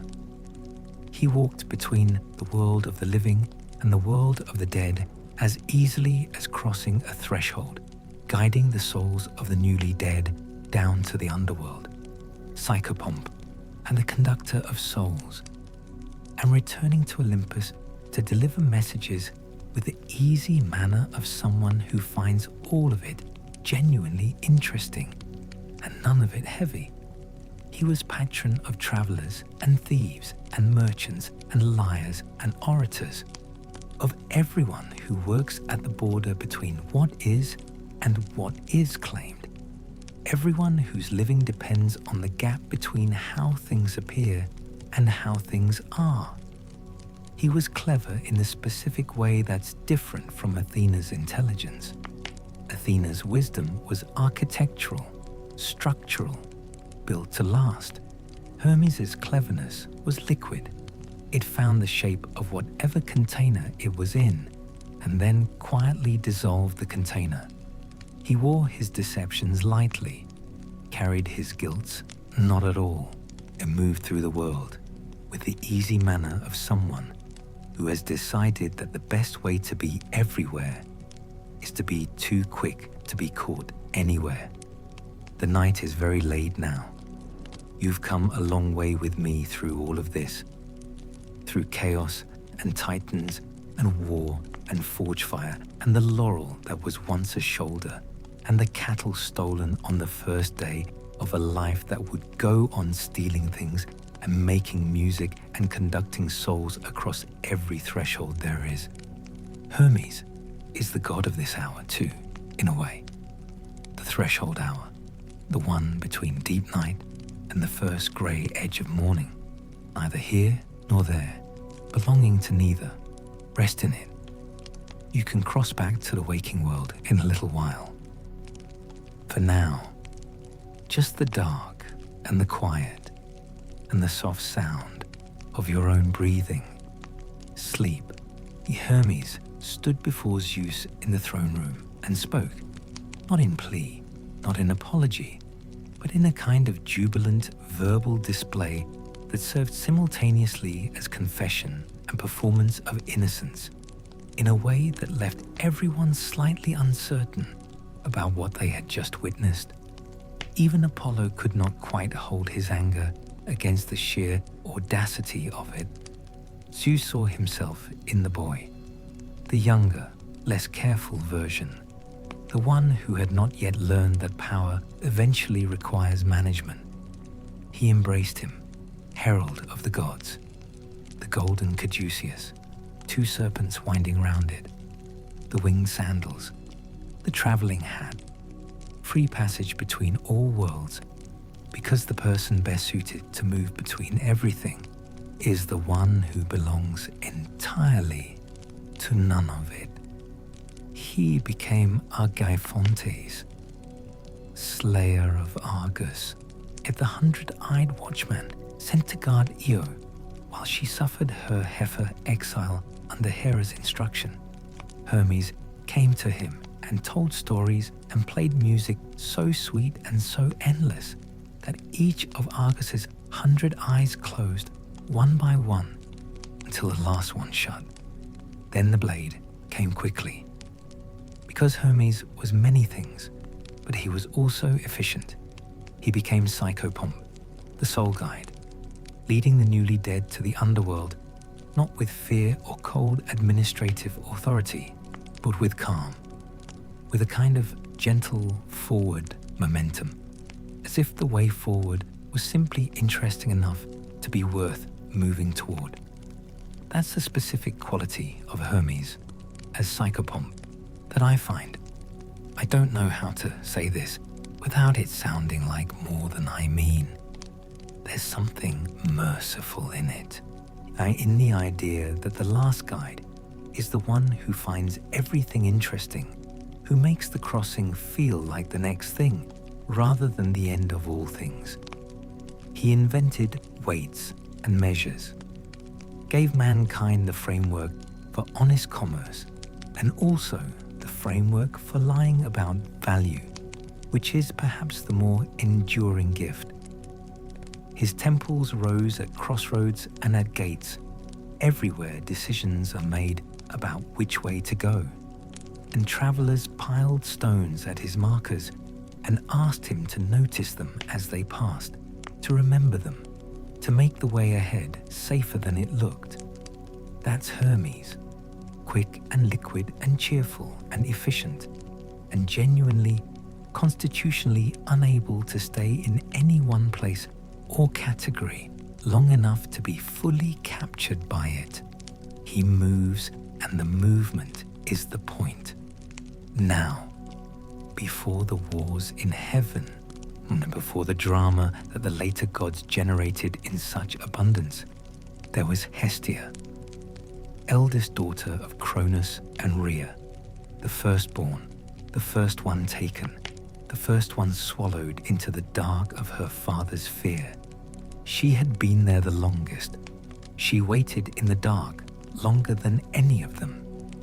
When Zeus fulfilled the prophecy and brought his siblings forth, Hestia was the last to emerge.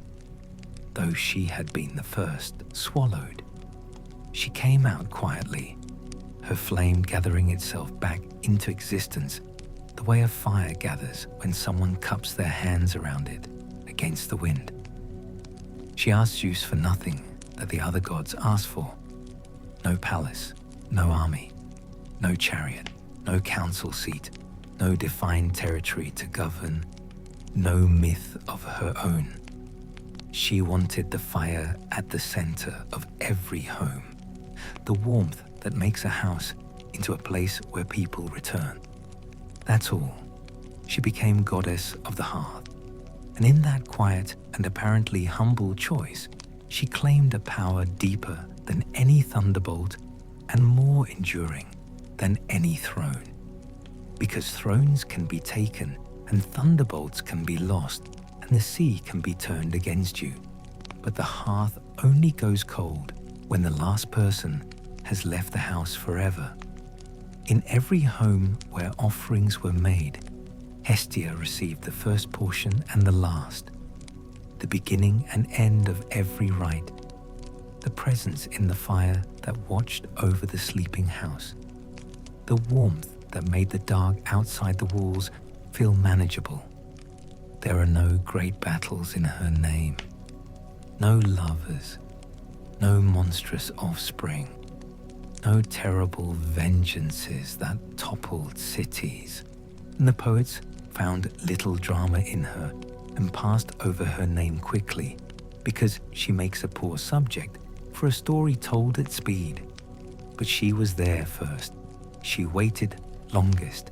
She emerged last and asked for the least and received something the others never quite had. The daily devotion of ordinary people doing ordinary things, lighting the morning fire, sharing a meal, coming back to the same place again and finding it still warm. She needed no myth. She was the quiet truth beneath them all. The wise remembered, a kingdom without a throne may endure, but a home without a hearth is a ruin. She was the fire that made the difference between a structure and a place where people live. She is here tonight, in whatever room you're in whatever warmth is keeping the outside outside, in the fact that you came back here to this place and it was still warm when you arrived. That's hers. That was always hers. And now the night is fully deep, and we have come a long way together, from chaos and the first presences, through the titans and the war and the forge and the oracle and the stolen cattle and the 100 eyes closing one by one.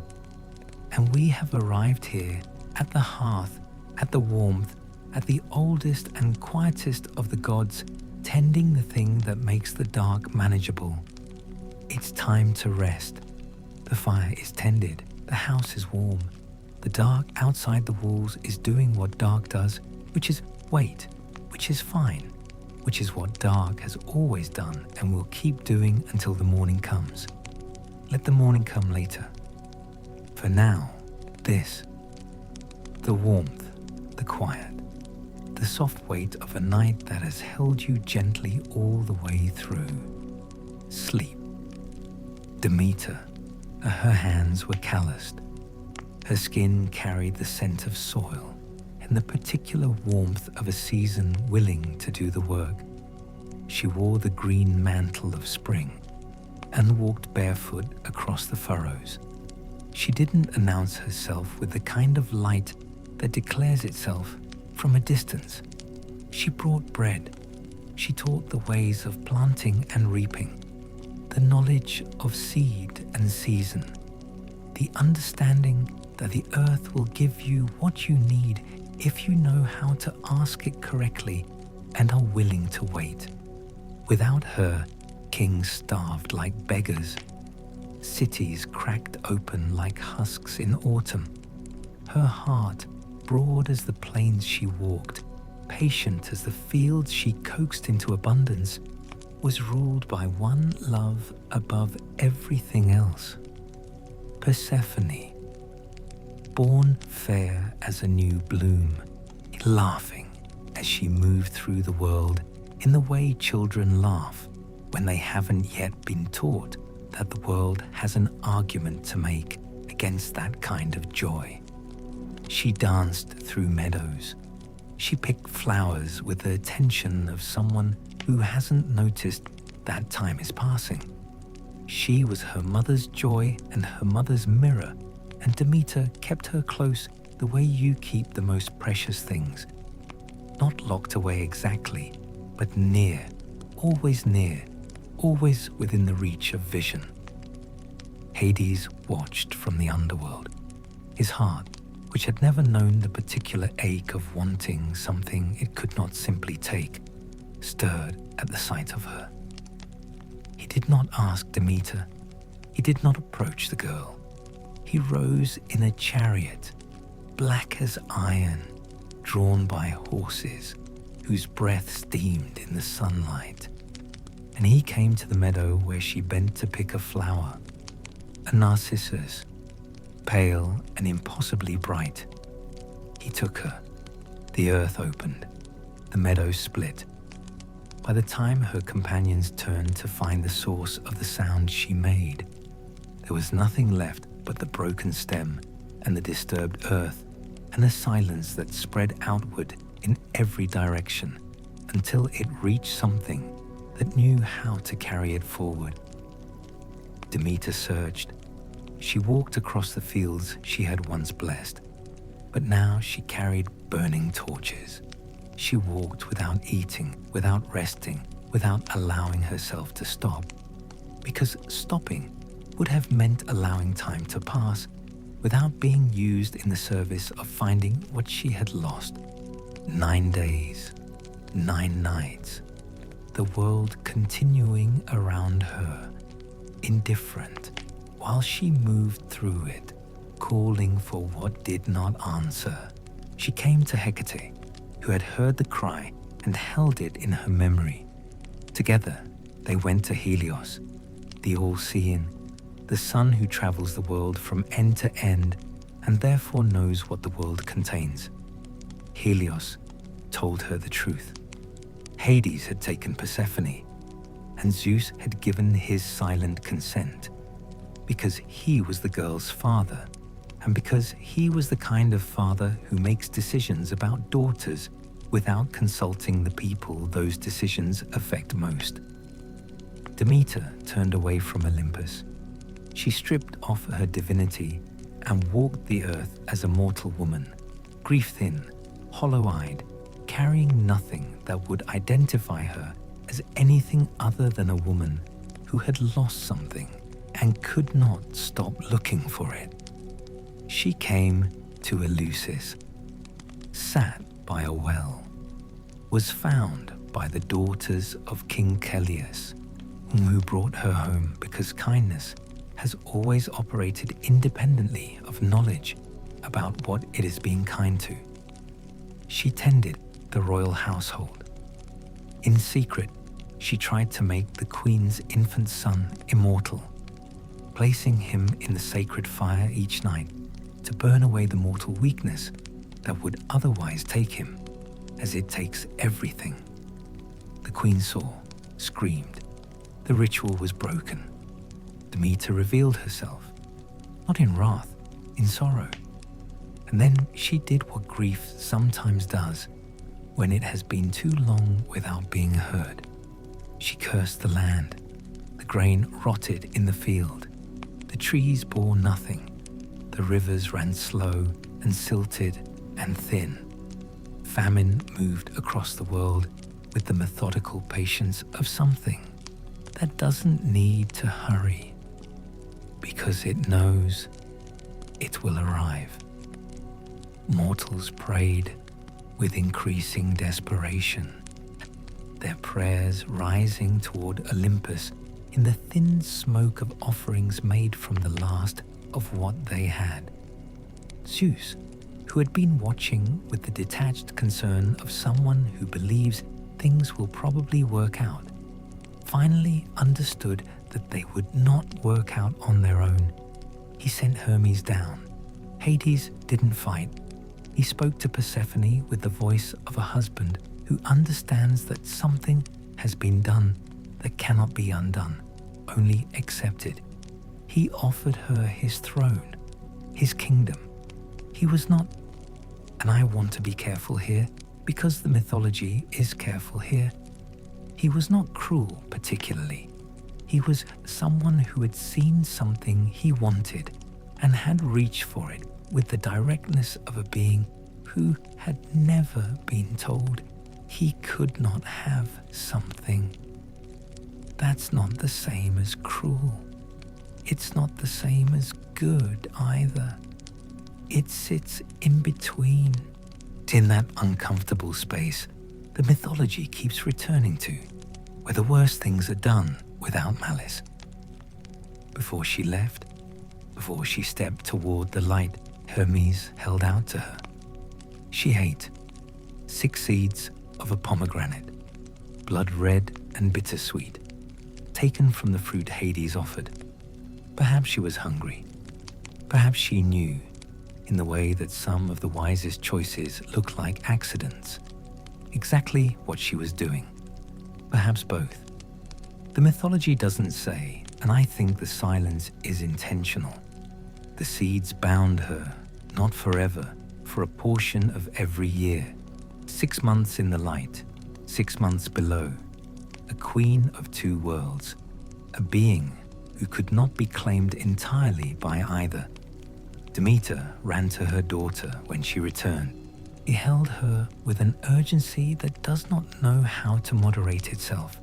The hold of a mother who had believed she had lost something and was now holding the proof that she hadn't, not entirely, not permanently. But the fates keep account.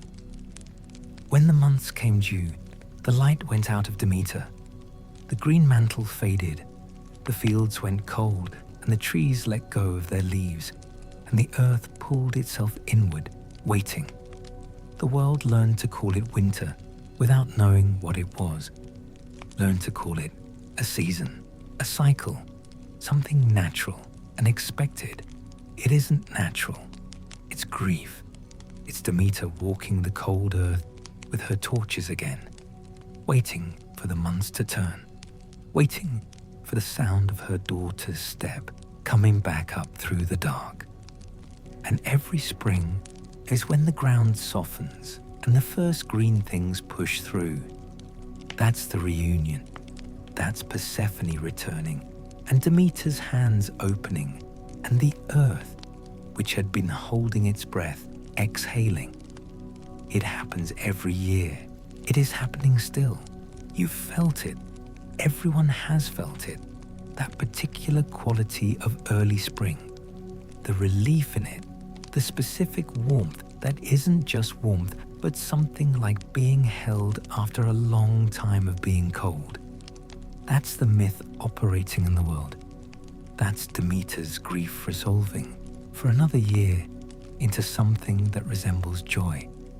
The night is late and the season is turning, and somewhere beneath the cold ground, the seeds are waiting for their moment.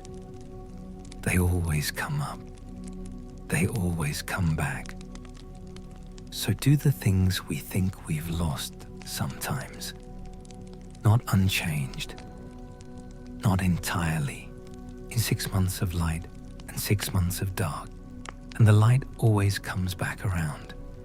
Rest now. Let the warmth find you where you are. Sleep. The seasons came into the world because of love. That's the thing. Not a policy. Not a celestial mechanism someone designed and installed.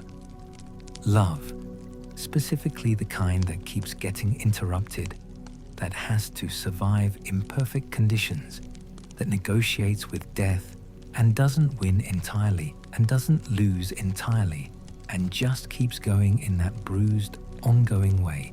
Demeter loses her daughter and the world goes cold. The trees drop everything. The fields go quiet in that particular way. Fields go quiet when they're not done, just waiting. And then Persephone comes back, and warmth comes back the way warmth always does, all at once. The earth remembering what it had been before it had to stop. Demeter founded the mysteries at Eleusis. I find this part difficult to describe, honestly. Not because the information is complicated, but because what these rites were, what they meant to the people who walked 3 days from Athens to participate in them, is so far outside anything I have clean language for. They fasted, they prayed, they walked the sacred road carrying torches at night. At the end, there was a chamber, and inside the chamber, something happened. The initiates saw something. Light, maybe, a presence, the suggestion of a return, and they were absolutely forbidden from describing what they saw. What they said afterward, the only thing they allowed themselves to say was that death seemed different, less final, like a passage with someone on the other side who knew the territory. People who came to Eleusis came from everywhere. That matters. Rich people, poor people, people who had traveled for weeks across water to get there. All of them wanting the same thing, which is the thing humans have always wanted, which is some assurance that the worst thing is survivable. Persephone. Let me say this clearly. She was not born for darkness. That reading of this story is wrong, and I don't usually make categorical claims like that, but in this case, I'm comfortable making it. She was born for the full range. She got both ends of the world, the meadow and the throne, the flowers and the iron crown, and she held both. She was Kor when she danced in the flowers. She was Persephone when she sat in judgment over the dead. The same person, both at once, in the way anyone is both what they were before the thing happened and what they became because the thing happened.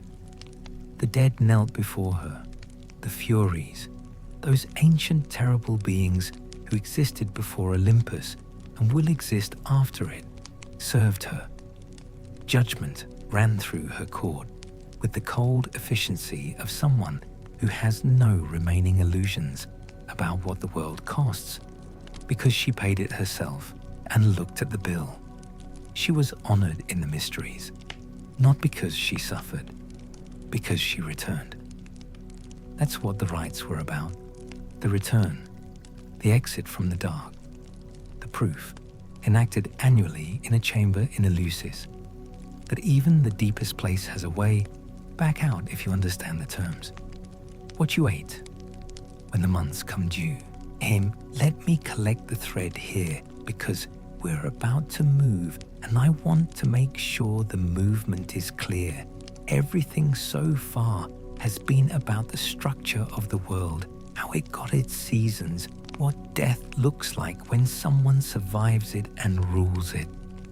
Now something enters that doesn't fit the structure, something that was designed to not fit, or that arrived already not fitting, and whose specific not fittingness turned out to be the point. Dionysus was the son of Zeus and Semele. Semele was mortal from Thebes, and she was beautiful, and Zeus came to her. Hera found out. Hera always found out. She came to Semele disguised as an old neighbor, a kind-faced woman with patient eyes and entirely reasonable concern. If he's really Zeus, Hera said, shouldn't he show you as he truly is, as he comes to his divine wife? And Semele, who had real love and had now had doubt deliberately inserted into it, asked Zeus for a wish. He swore by the Styx, which even gods cannot break, and she made her request, show me what you are, really, the whole thing. He tried to prepare her. When he appeared in his actual form, the concentrated celestial light, the storm that is not metaphor but literal condition, it burned her to ash. That's what unmediated divinity looks like.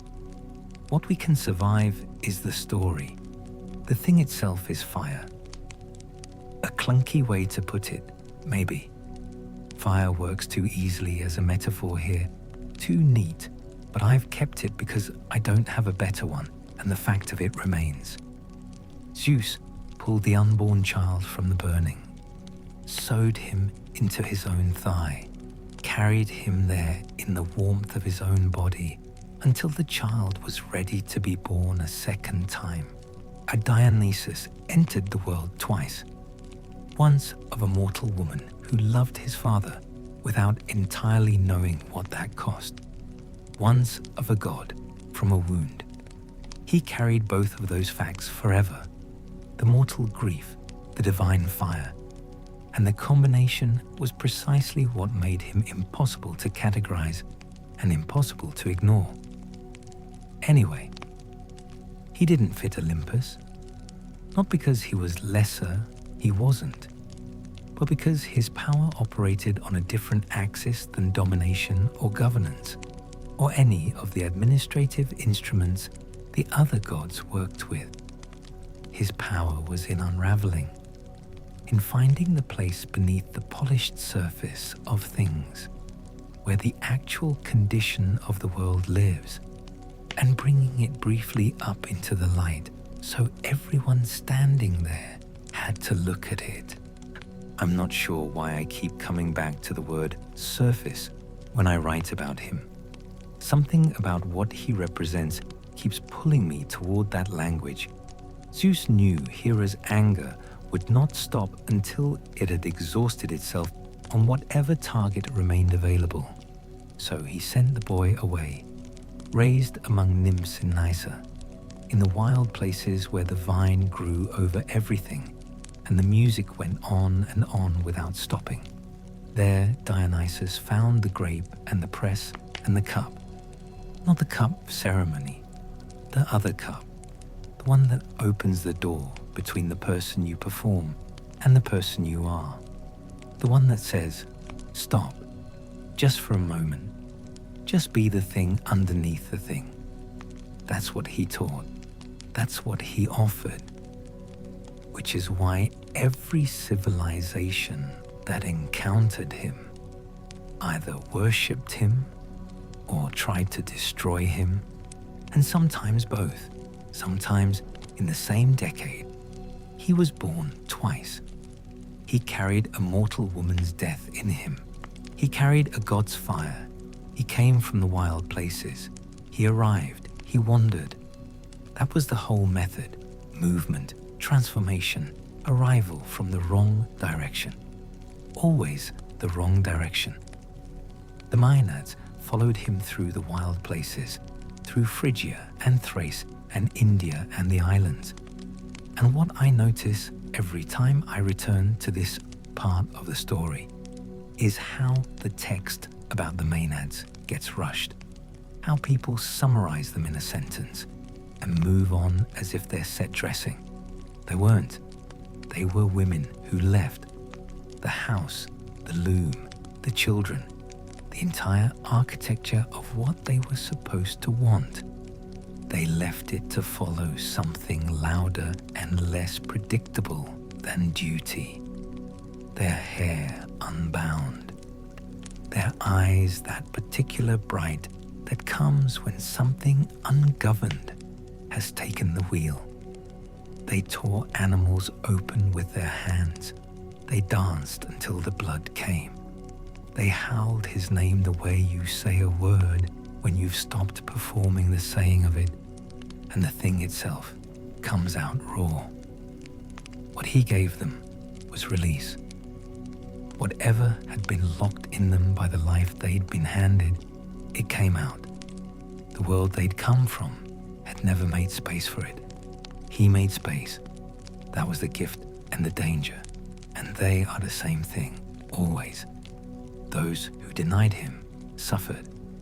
Prometheus, king of Thebes, his cousin, he called Dionysus a fraud, locked him up, forbade the worship with the absolute confidence of someone who has genuinely never understood what happens to things you refuse to acknowledge. And Dionysus, he didn't rage and didn't strike him down from above with any of the conventional instruments. He just appeared, soft-spoken, patient. He led Prometheus toward the forest the way a current leads a boat that stopped steering somewhere upstream and just hasn't noticed yet. Dressed the king as a woman first. Brought him to the Maenads in their frenzy, in the state where the thing below consciousness has fully replaced the thing above it. They didn't see a king. They saw an animal. His own mother struck first. When her eyes cleared, she was holding her son's head, and she understood everything she had done, and Dionysus was already gone. He didn't stay. That detail matters to me, and I'm not entirely sure I can explain why. The not staying. He showed people the madness they carried in themselves, and then stepped back while it bloomed. He didn't author the aftermath. The madness was always already theirs. He came to Olympus at last, didn't ask, didn't apologize for the years of wandering, didn't make the case for his inclusion in the structures that had been built without him. He arrived with the quiet inevitability of something that was always going to arrive eventually. Hestia, eldest, quietest, the one who kept the hearth and asked for nothing, surrendered her seat on the divine council. Dionysus, youngest and least governable, took it. He belonged there the way you belong somewhere after you've earned it the hard way, which is different from belonging there by right. He was the god of theatre, of wine, of ritual madness, the carefully bounded experience of losing yourself, the permission slip to inhabit the parts of yourself that ordinary life has no use for. He's theatre, where truth wears a mask, because sometimes the mask is no, because the mask is the only way to say it without the room closing down around you.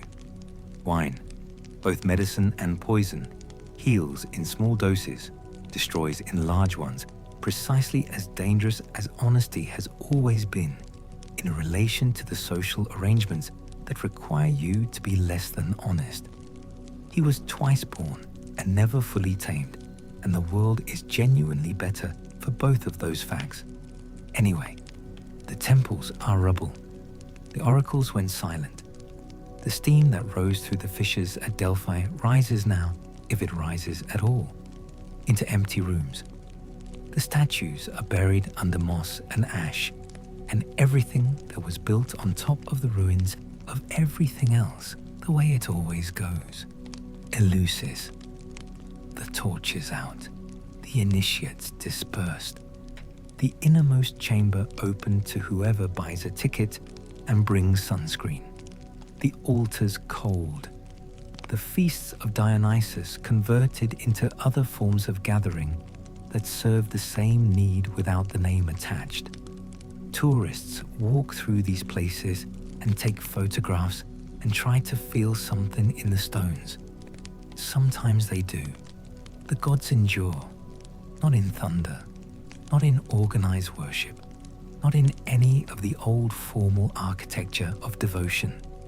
They endure in the stories which have passed through 2,500 years of human telling and arrived here, tonight, in whatever room you're in, with their essential shapes still intact, still carrying what they always carried, still saying something true about the people who first invented them and the people who have never, not once across all those centuries, been able to stop reading them. That's the thing. We kept telling them. Generation after generation, we kept choosing to pass them on. That's not nothing. That's the closest thing to proof we have. Zeus is in every father who cannot stop being afraid of what his children will become. In every person who calls swallowing his fear governance. In the storm that arrives without asking and rearranges everything. Poseidon in every sea that has refused passage. In every coastline that got shaped by force over centuries. In the particular smallness that large bodies of water impose on anyone who tries to cross them, and for a moment actually feels the scale of what they're crossing. Athena in every decision made carefully when reacting would have been easier and faster and would have destroyed everything. Apollo in music, in prophecy, in the art that burns whoever makes it, in the clarity that sometimes comes after long confusion, like a light you didn't ask for and can't look away from. Artemis in the forests that were never tamed, in moonlight on the path you take alone, in the wildness that lives in the margins of everything domesticated and keeps living there whether or not anyone goes to look. Ares in every battlefield, in every room where voices get raised past the point of no return, in the specific exhaustion of conflict, which is its own kind of exhaustion and cannot be replicated by anything else. Hephaestus in hammer on metal, in the bridge, in the machine, in the specific pride of making something with your hands that will outlast the making of it, that will be there after you aren't. Hermes in every message that travels faster than its sender, every transaction, every threshold, in every boundary that turns out to be more permeable than it looked. Hestia in the quiet center of the home where people returned to each other. In the fire somebody kept lit while everything else went dark. Demeter in every seed, every harvest, every famine, in the knowledge that the earth will feed you if you know how to ask and are willing to do the asking every single year without exception. Persephone beside every mourner who survived what they were certain they couldn't, who went somewhere dark and came back and found that coming back carries its own knowledge that staying in the light could never have given them. Dionysus in the madness and the ecstasy, in every revel that tears down what was built too tightly, in every mask that finally says the thing the face behind it has been forbidden to say. I want to pause before the next part.